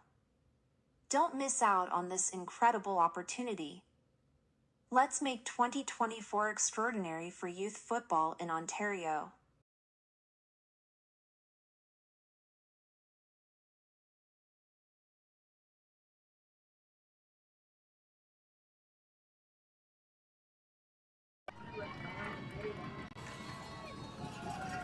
Action-packed weekend of football here at Alumni Stadium, and things won't change very much as we move on. And they have stopped Darius Phillip short of the first. The Mustang defense stands tall, bends, but does not break. And the Durham Dolphins turn it over on downs Oh, so close from the end zone.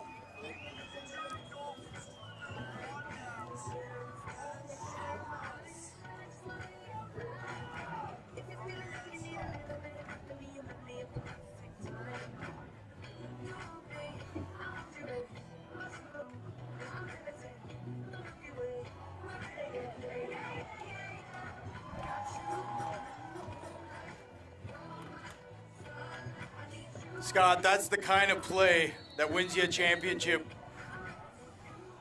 That is, you remember that play later on in this game. Yes, there's still an 18-point lead for the West Mustangs. But man, oh man, that could be the difference maker right there. That is team defense at its finest from the Mustangs.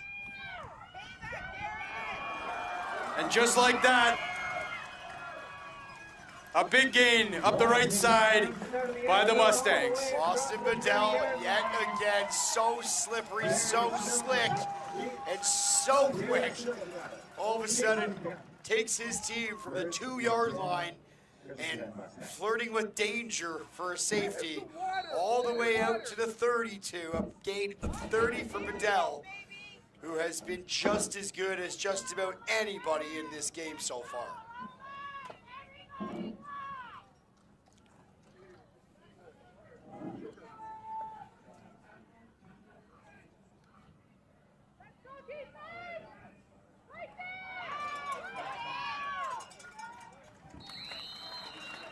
Durham Circle runs for 6 or 7 yards on the play down to the 39-yard line, and they have second. And another huge gain from Javen Sarfo. That's a gain of 8. Again, speaking of 100-yard players, that Sarfo kid and his brother Jarius have been all over the field with the football in this one as well. So many players to pick from. I wouldn't want to be the one picking the MVP of this game because No. it would be pick a name from a hat, really.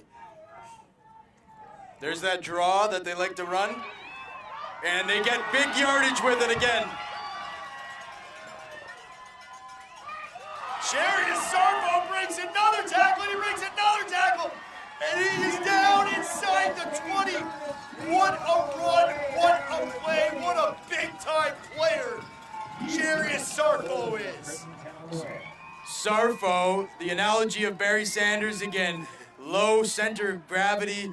He just shakes off tackle after tackle, finally brought down just inside the 30. We've been singing the praises of Javen Sarfo time and time again in this game. Obviously, with a pair of scores, it's pretty easy to do that. But Jarius Sarfo has, yet again, he's neck and neck with his brother in this game in terms of their output and how much impact they've had on their team's lead.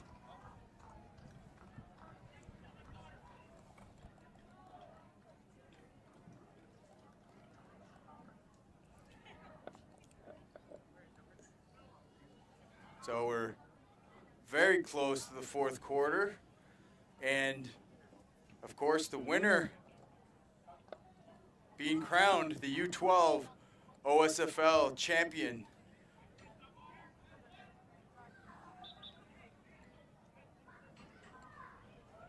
I want to thank everyone for tuning in today.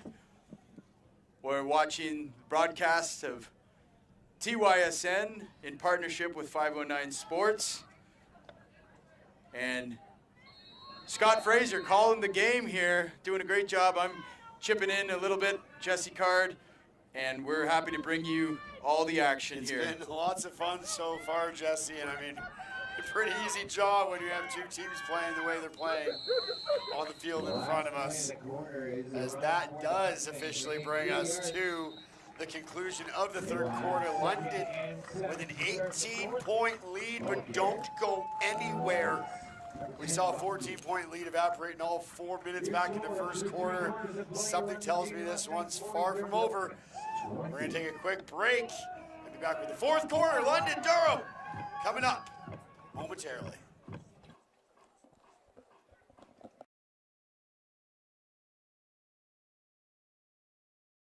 Attention sports fans. The Football Ontario Gridiron Gold Mega Raffle is back for its second year. Support youth football, win big, and make a difference. This year, it's bigger and better than ever. Scan the QR code now to purchase your tickets before it's too late. One lucky individual will win half the jackpot. The winning number will be announced live at the Summer Cup during the last game on August 4th from Waterloo, Ontario. Don't miss out on this incredible opportunity. Let's make 2024 extraordinary for youth football in Ontario.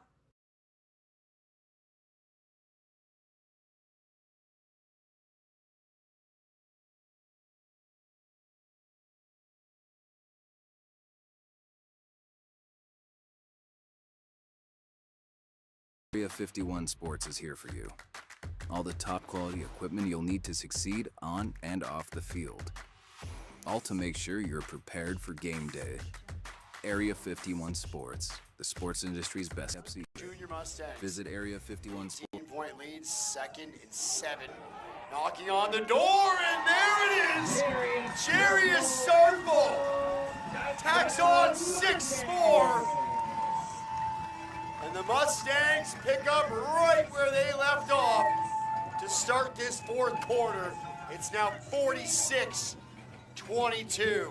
And again, Scott, wide open, no one within 10 yards of that player. I said it in the first quarter, you can't do that if you're going to stay in this game. We're starting to see London maybe pull away. And it's so easy to say from up here. How are you letting that guy get so open in the end zone at this juncture of the football game? Well, guess what? Covering him, easier said than done. Jarius Sarfo so elusive. Javen Sarfo has been equally as good. Boston Bedell in the backfield for the Mustangs, fantastic. And on the other side of the football, Darius Phillip has been a workhorse for this Dolphins team. They're going to need him, but they'll need Emil Ned to get going as well. We haven't seen much of him in the second half. But again, they have yet another weapon with Dante Gauvin, who has really, really turned the Jets on multiple times in this game and broken free. And he can really, they're going to need a lot. The Dolphins will need a lot of work done, and I mean a lot, in a short period of time.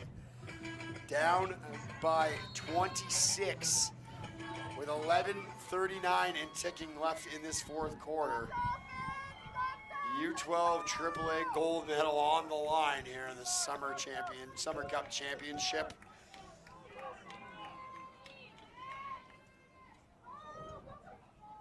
Bad snap, but Holmes makes something of it. Finds his man. Xavier Karkari makes the catch, and I think they'll give him a yard. It looks like London, too. I get the sense that they're starting to tighten up a little bit.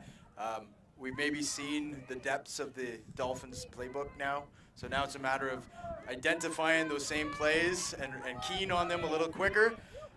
There's nothing really that they're doing that they haven't seen. And as you can see, I think the doors are closing a little bit on the Dolphins' offense. Yeah, and it's almost that double-edged sword of when you come out so hot and it looks like it's going to be easy street all afternoon long when you start with a score on your first offensive drive and then a pick 6 right after that. It seems as if it's all said and done, and then all of a sudden we've seen it time and time again in sports beyond football, hockey, soccer, you name it. Teams that seem to jump out to that real big, real early lead, it never really seems to work out the way you think it's going to. And more often than not, it becomes a much different story than the first few minutes tend to tell. And you're seeing also Durham getting rid of that ball really quick, because I think that pressure is coming in so fast and so furious that, really that shortens their playbook also. They're going to have to, run those quick little passes. There's not much time to get out. They have to run out of the shotgun. So it really limits, I think, the snake is now choking this offense down into like a very, very one-dimensional type of playbook, and we're seeing that now in the 4th quarter. That playbook becomes a play page pretty much after all that pressure, and it's down to just a few ideas, a few options that you have left that you're forced to just exhaust.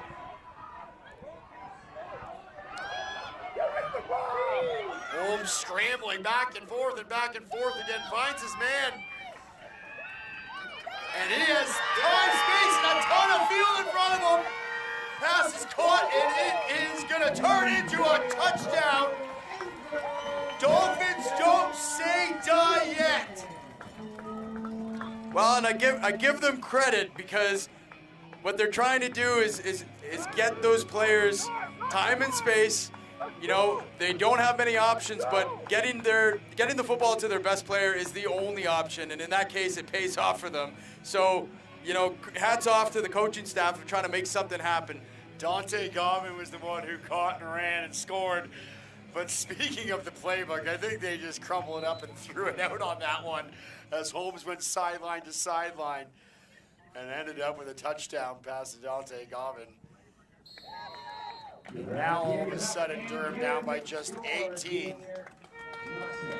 which may sound like a lot, but yet again, in case you're just joining us, we've seen a 14-point lead evaporate in a matter of moments earlier in this football game. So nothing is unthinkable, definitely not impossible with 9:35 left in the fourth quarter.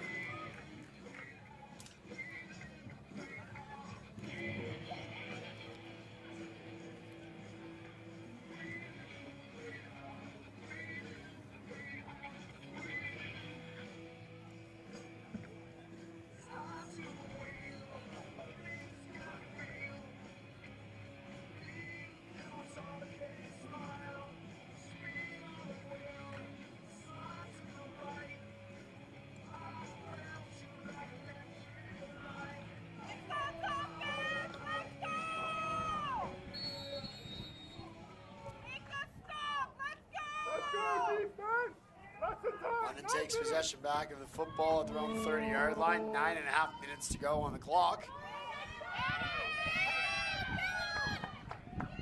Jamin Sarfo on the carry and picks up about 7 or 8 yards on something that looked like it was probably going to be dead at the line of scrimmage. Give him 7 on it. A great job of just continuing to push the ball forward, getting yardage, and now with an 18-point lead, London will likely just make sure that they're managing that clock as best as possible. Obviously, another score would be ideal, but priority number one is make sure you hang on to the football and chew up as much clock as you can over the next 8 minutes and 45 seconds. Scott, I can't say it enough, but I'm just really impressed by the form and the technique by this running back. You saw him run through the middle there, through traffic. He lifts the ball up high, towards the chest. And just, you know, I think this kid's going to really develop into a special running back. And again, under 12. These kids are not even 12 years old yet. They're not even tweens yet. So wait until that man muscle comes in. Boston Medell has been equally as good as anyone in the backfield for London today. And fantastic yet again on that last carry. Sarfo yet again with the catch and the juke. And he might have a chance in another one. Say goodbye. Jarius Sarfo back to the house. Knock, knock, who's there? The Sarfo brothers have been all over the end zone today. But speaking of special talents, we are being spoiled. And a really nice pass too, Scott. I mean, he got it right there on the outside shoulder, and you know, he didn't. Sarfo didn't have to stop at all or adjust. He basically caught that on the fly, turned it up, and turned another 6 points in for the London and to Junior create Mustangs. that separation in the foot race. It was a much closer foot race around the 30-yard line than it ended up as. By the time it was all said and done, Sarfo with that getaway speed. Just yet again, that mindset to just keep going and not be caught, refusing to be caught. And that, I believe, is going to be more than enough now for the Junior Mustangs. We have a 26-point lead, a score of 56-30. Again, Jesse, you mentioned it off the top. Two of the province's best offenses on display here today. And guess what? They did not misfire on either side of the football. Durham, yes, probably has a lot left to be desired, maybe a little bit defensively, but at the same time, what can you do when you have 2, 3, 4 guys on the Mustang side of the ball that are just able time and time again to break free, make big time plays, and find a way to score? The Dolphins have done just about everything they can and have nothing to shake or to hang their heads about in this game. No, and you know what? What you want in a championship game, if you are a true competitor, if you are a great coach, you want competition. You don't want a runaway game, you know, and I think 56-30 is a pretty respectable showing for U12. The defense is, you know, a lot of times it comes down to that athleticism. You got a few kids that maybe have grown a little bit more than their counterparts, and you put them in the running back position. It's very hard for the other players to you know, stifle that type of offense. So I think this is a great game. This is a great showing for the second game today, and I'm excited just to see what else we're in store for. It's going to be a tough act to follow. We've definitely they've set the bar quite high in this one with 7:28 to go as Holmes has stopped in the backfield. Second of the game for Dan after Monza. And I believe we have someone down in discomfort on the field, so 7:19 to go here in the U12 AAA Summer Cup Championship. We will step aside and be back with the final 7 minutes and 20 or so seconds after this.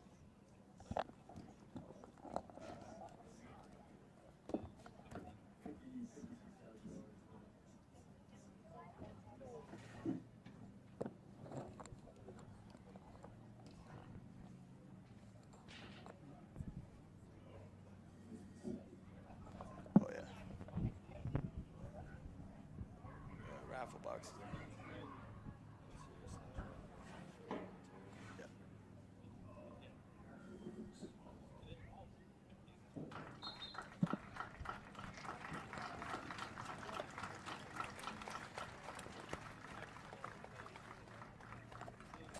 So just another quick reminder here. The Football Ontario Gridiron Gold Mega Raffle is now at $112,000, 490. The winner taking $56,245. Next Sunday night, the draw will happen from Waterloo, Ontario. So you've only got a few more days, really 8 more days to get your tickets to have a chance of winning that big pot. Sooner you get them, the better your odds will be, I promise you. That is completely fictitious, but don't hesitate. Just do it. Sign up. It's a heap of money. It's for a good cause. And what it does, Jesse, as you mentioned earlier, is that it helps build the sport of football across our great nation. And if you've been watching it all during this game, we have a lot to be proud of with what's been put on display so far in this one. Durham Dolphins call timeout. Timeout Dolphins here with 3rd down, 3rd and 10. And we have a mega raffle going on. Courtesy of Football We will Ontario. have a short break between games, I'm assuming. Football Ontario. It's 20 after 1 now.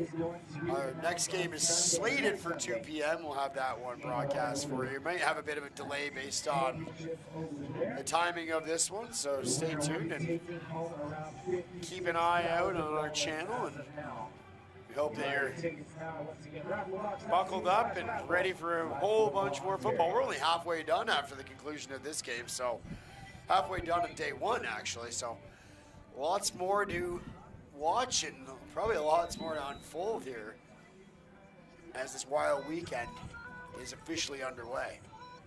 So Scott, you told me just before we got on the broadcast, you also do a bit of work with the high schools in this region in Guelph.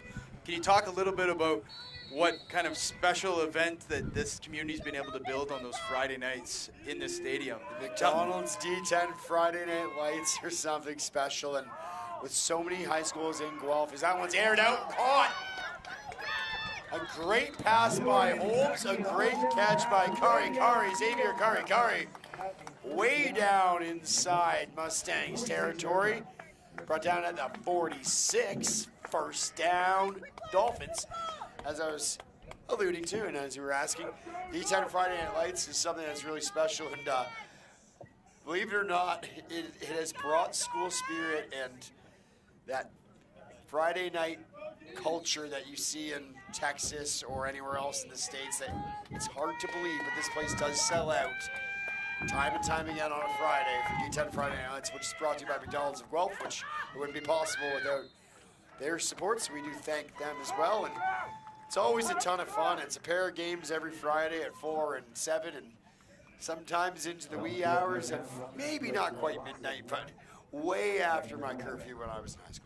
Well, and it's good to hear because, it sounds like it's not just parents and family members, but rather young people are coming to this Friday night event because it's a place to be. It's a destination. So, the fact that you can put a game in, the kids that are playing on the field get supported by their classmates and youth in the community. And then also, it's a place where it's safe, it's monitored, there's lights on, and you've got kids in a supervised, safe area. Lots of security, and it's a great venue, and that's the thing is that with so many high schools, well, 6 or 7 if my math is correct, which you might want to check me on that, but enough in proximity-wise to where the university is located in the central part of the city. It enables the schools to actually bus the kids in for the afternoon games, and who hates getting out of class to come sit in the sun in September, right? So the beginning of the season is definitely a lot more enjoyable for the fans because it's not, freezing rain or cold at all.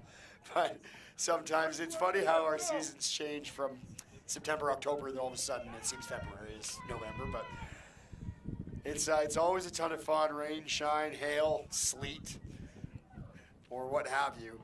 It's always a great time here on Friday nights during the football season, and something that I know the university is happy they took part in and plan to continue on for many, many more years. Well, it makes sense, if you've got 3,000 kids coming out to the university here and building an affiliation with the Griffins. Oh! Kari makes the catch. Holmes hears it out. That's a touchdown. Flag on the play right at the line of scrimmage. They have another look at it here.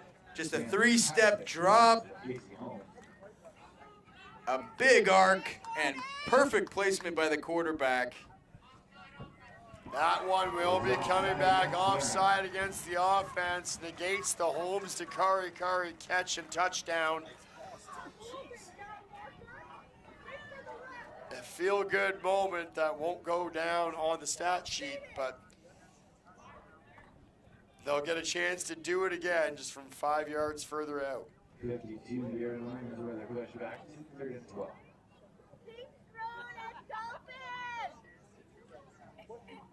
Ball spotted at the 48-yard line, Mustangs territory. After the penalty, and 3rd down it remains. Just a reminder, man, please read all the players, coaches, officials, and staff for this record at the meeting.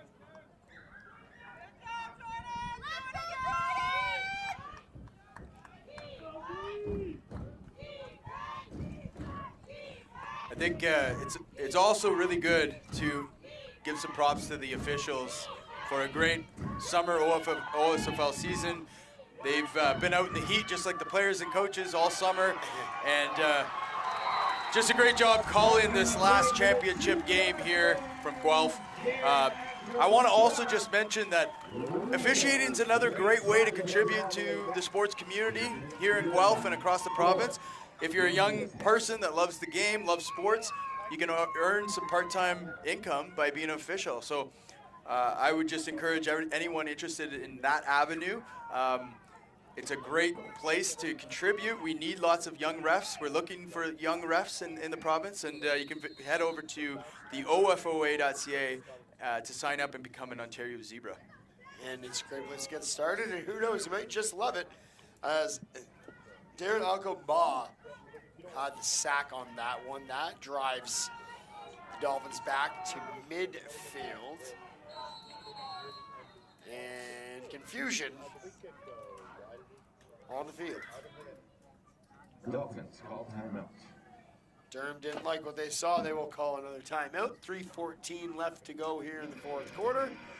A 26-point lead for London, who can all but feel it now. Just moments away from bringing home gold yet again.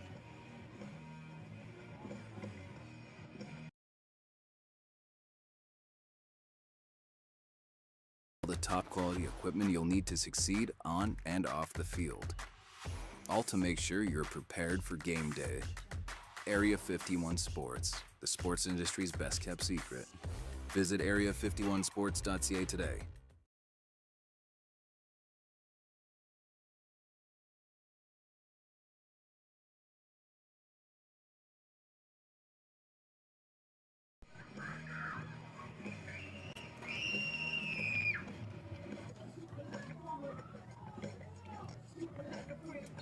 All right, here we are.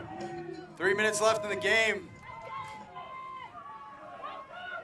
Holmes dropping back, and he is brought down yet again. Darren Occo ball one more time. Back-to-back sacks for number 39. Holmes is also in a bit of trouble there in the backfield, And you know, I think a lot of that is fatigue. Just playing your butt off all day in this heat, and you know, clearly the outcome is in hand in this game. There's a little bit of disappointment, and getting a big sack like that, 6 or 7 yards deep in your backfield. Sometimes it's hard to peel yourself off the turf. Exactly, and I mean, again, it's just insult to injury because it was back-to-back sacks, so it's more of that, yeah, the fatigue is probably the exact correct word. It's not just physical, but I'm sure physically everyone down there is fatigued, officials included, as you alluded to earlier. But the mental fatigue of again, and you know that with a 26-point deficit to erase with 3:07 to go, that it's not likely going to go your way. So even as a young kid, it's not impossible to just kind of get fed up. But if you're watching the tail end of this broadcast, I'm sure you know a lot of folks in the London area watching this to the very bitter end and waiting to see the celebration to come. Be sure to stay tuned for the next games. We've got a number of great games coming at you still rest of the day. So be sure to share it on social media, and once again, go to TYSN's YouTube channel, our Facebook, our Instagram, and be sure to follow us so that we can continue to give you more content. We've started to do some Touchdown Ontario provincial-wide podcasting and TV segments. Scott, you'd be a great guest on that show. So, if you'll have me, I'd be delighted. Absolutely. We'll get you on just to talk a little bit about the analysis of this. By the end of tomorrow, you might be an expert. You might not want to talk any more football, but if you do, we'll be jumping on Monday to talk a little bit about all the action. I would be honored to join you guys, assuming my voice isn't gone, because it's a lot of talking, and I do enjoy hearing the sound of my own voice, so it's not like I'm going anywhere. But 2:34 to go after that pass is completed. It's third down.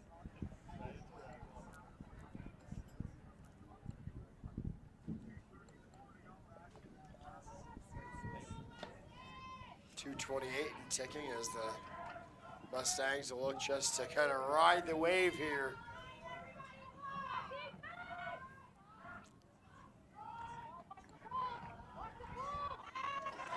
Pass is complete, and that'll be enough for a first down. Nate Cooper makes the catch and moves the chains, and once the ball is spotted, the clock will continue to run.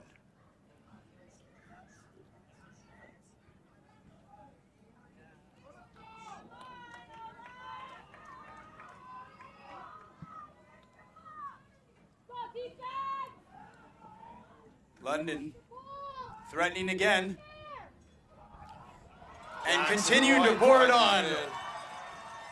Daniel El-Masri makes the catch, and he is stopped just short of the end zone. Mark him down to the 2. It'll be first down and 2 to goal. Great accuracy on that pass by the young quarterback. And now London looking to put more on the scoreboard.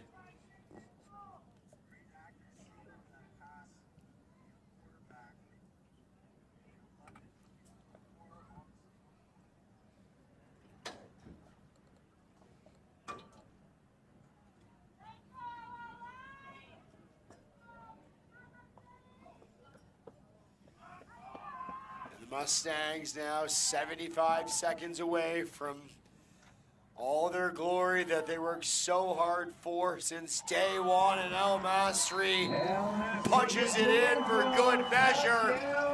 Another touchdown for London. And you can make it 62-30.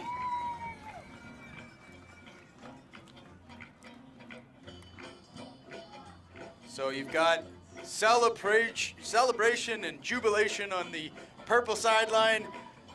The orange Dolphin sideline a little bit less energetic at this point. Yeah, a little bit, and rightfully so. But again, nothing to be ashamed of, nothing to hang their heads about. They played a heck of a football game. One thing that we haven't mentioned quite yet is, you probably noticed Darius Phillip for the Dolphins has not been on the field lately. We didn't see him actually leaving, going down to the room and for a little bit further attention, so we do hope he's okay. So without your best player, as this game wore on, it was going to be a tall task. But with the way that London's best players have performed, it would be next to impossible, all things considered. 64-30 doesn't even come close to telling anyone what happened in this football game, because it was much closer than that for a very long time. And very, again, tough act to follow for our later games, but I'm sure that we can be shocked and wowed yet again. Well, there's just so many good players in this league that every game, even when you're calling these games and you get tired, Scott, when a new game starts, you've got just a little bit of a boost there because there's some new teams, new players, and you know, I just love watching the talent that we see on the field here. I mean, this is what it's about. U12 going at it. These are going to be the future of football and probably going to be landing in some of these university programs, including Guelph, for many years. I'm a huge OUA fan. I love that league. I think it's great, and these are the players that you know fill that pond. So, and as we get older, Jesse, we know that you blink and they'll be there. So just because they're 11 or 12 years old now at this very juncture, it won't be too long before they're in youth sports playing somewhere south of the border and making even bigger names for themselves. Nowhere to go for the Durham runner.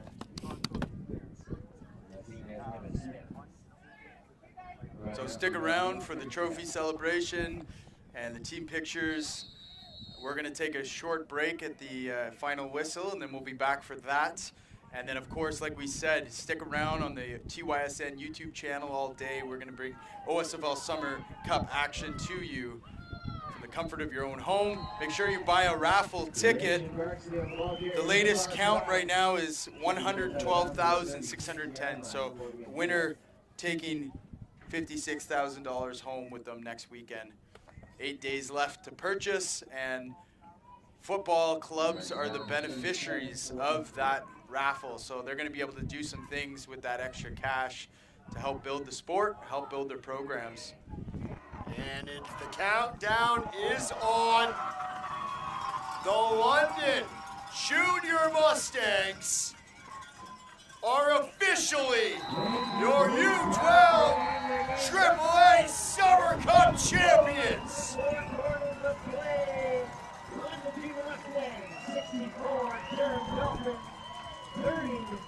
So many great performances from a team that really had to look inward right away, going down 14-0 within the opening 4 minutes of this game. Come back and dominate, 64-30. London exacts their revenge on Durham, and they are yet again your 2024 U12 Summer Cup AAA champions.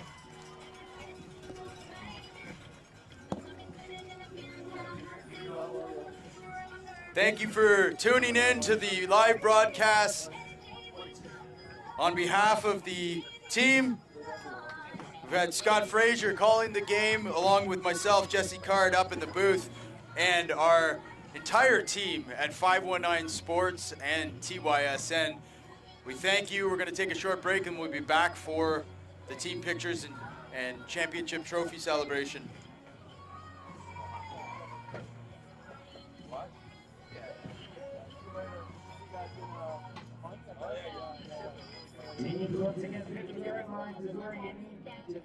Area 51 Sports is here for you.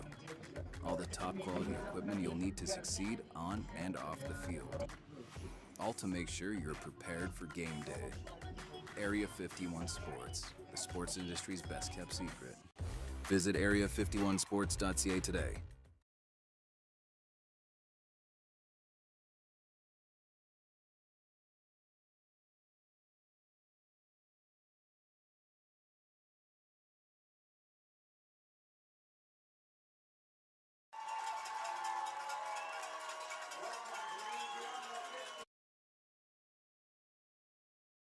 Raffle is back for its second year. Support youth football, win big, and make a difference. This year, it's bigger and better than ever. Scan the QR code now to purchase your tickets before it's too late. One lucky individual will win half the jackpot.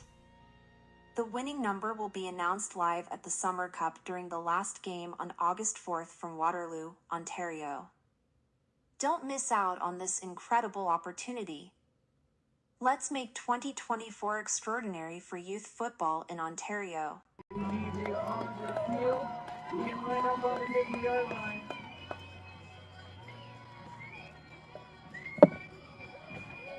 Mustangs, let's all back up 5 yards. Durham up to 10. We're in the right spot. That'll be good fun. All right, let's get started with our MVP presentations for offense and defense. I'm going to start off with the defensive player of the game.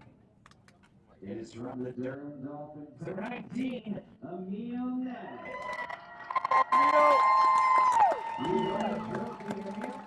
Congratulations to your player of the game on the defensive side of the ball.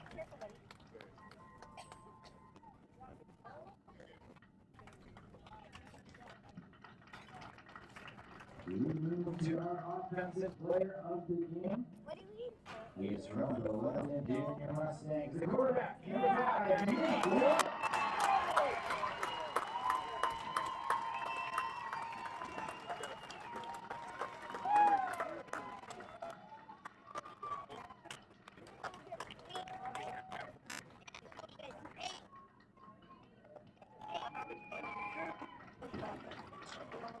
Congratulations to our offensive defense MVPs at this time.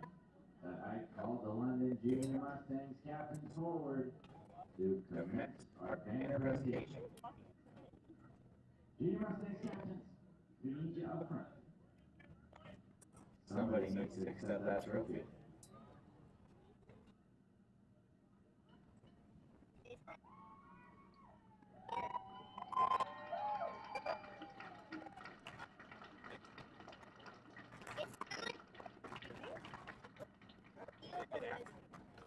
You live in Joey Mountain.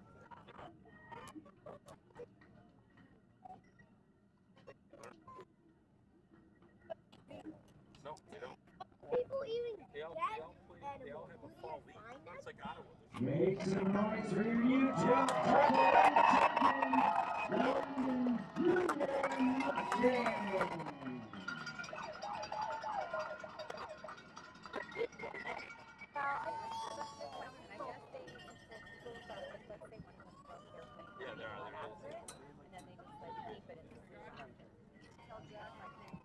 when you're all healthy. It little presentation. Thanks everybody for coming up.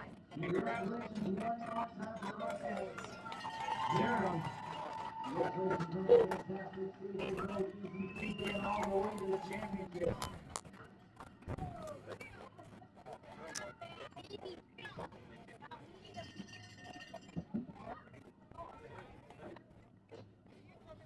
Please drive home safely to all who are going home. Reminder, we do have 2 more games of U12 AA action. Attention sports fans. The Football Ontario Gridiron Gold Mega Raffle is back for its 2nd year. Support youth football, win big, and make a difference. This year, it's bigger and better than ever. Scan the QR code now to purchase your tickets before it's too late. One lucky individual will win half the jackpot. The winning number will be announced live at the Summer Cup during the last game on August 4th from Waterloo, Ontario. Don't miss out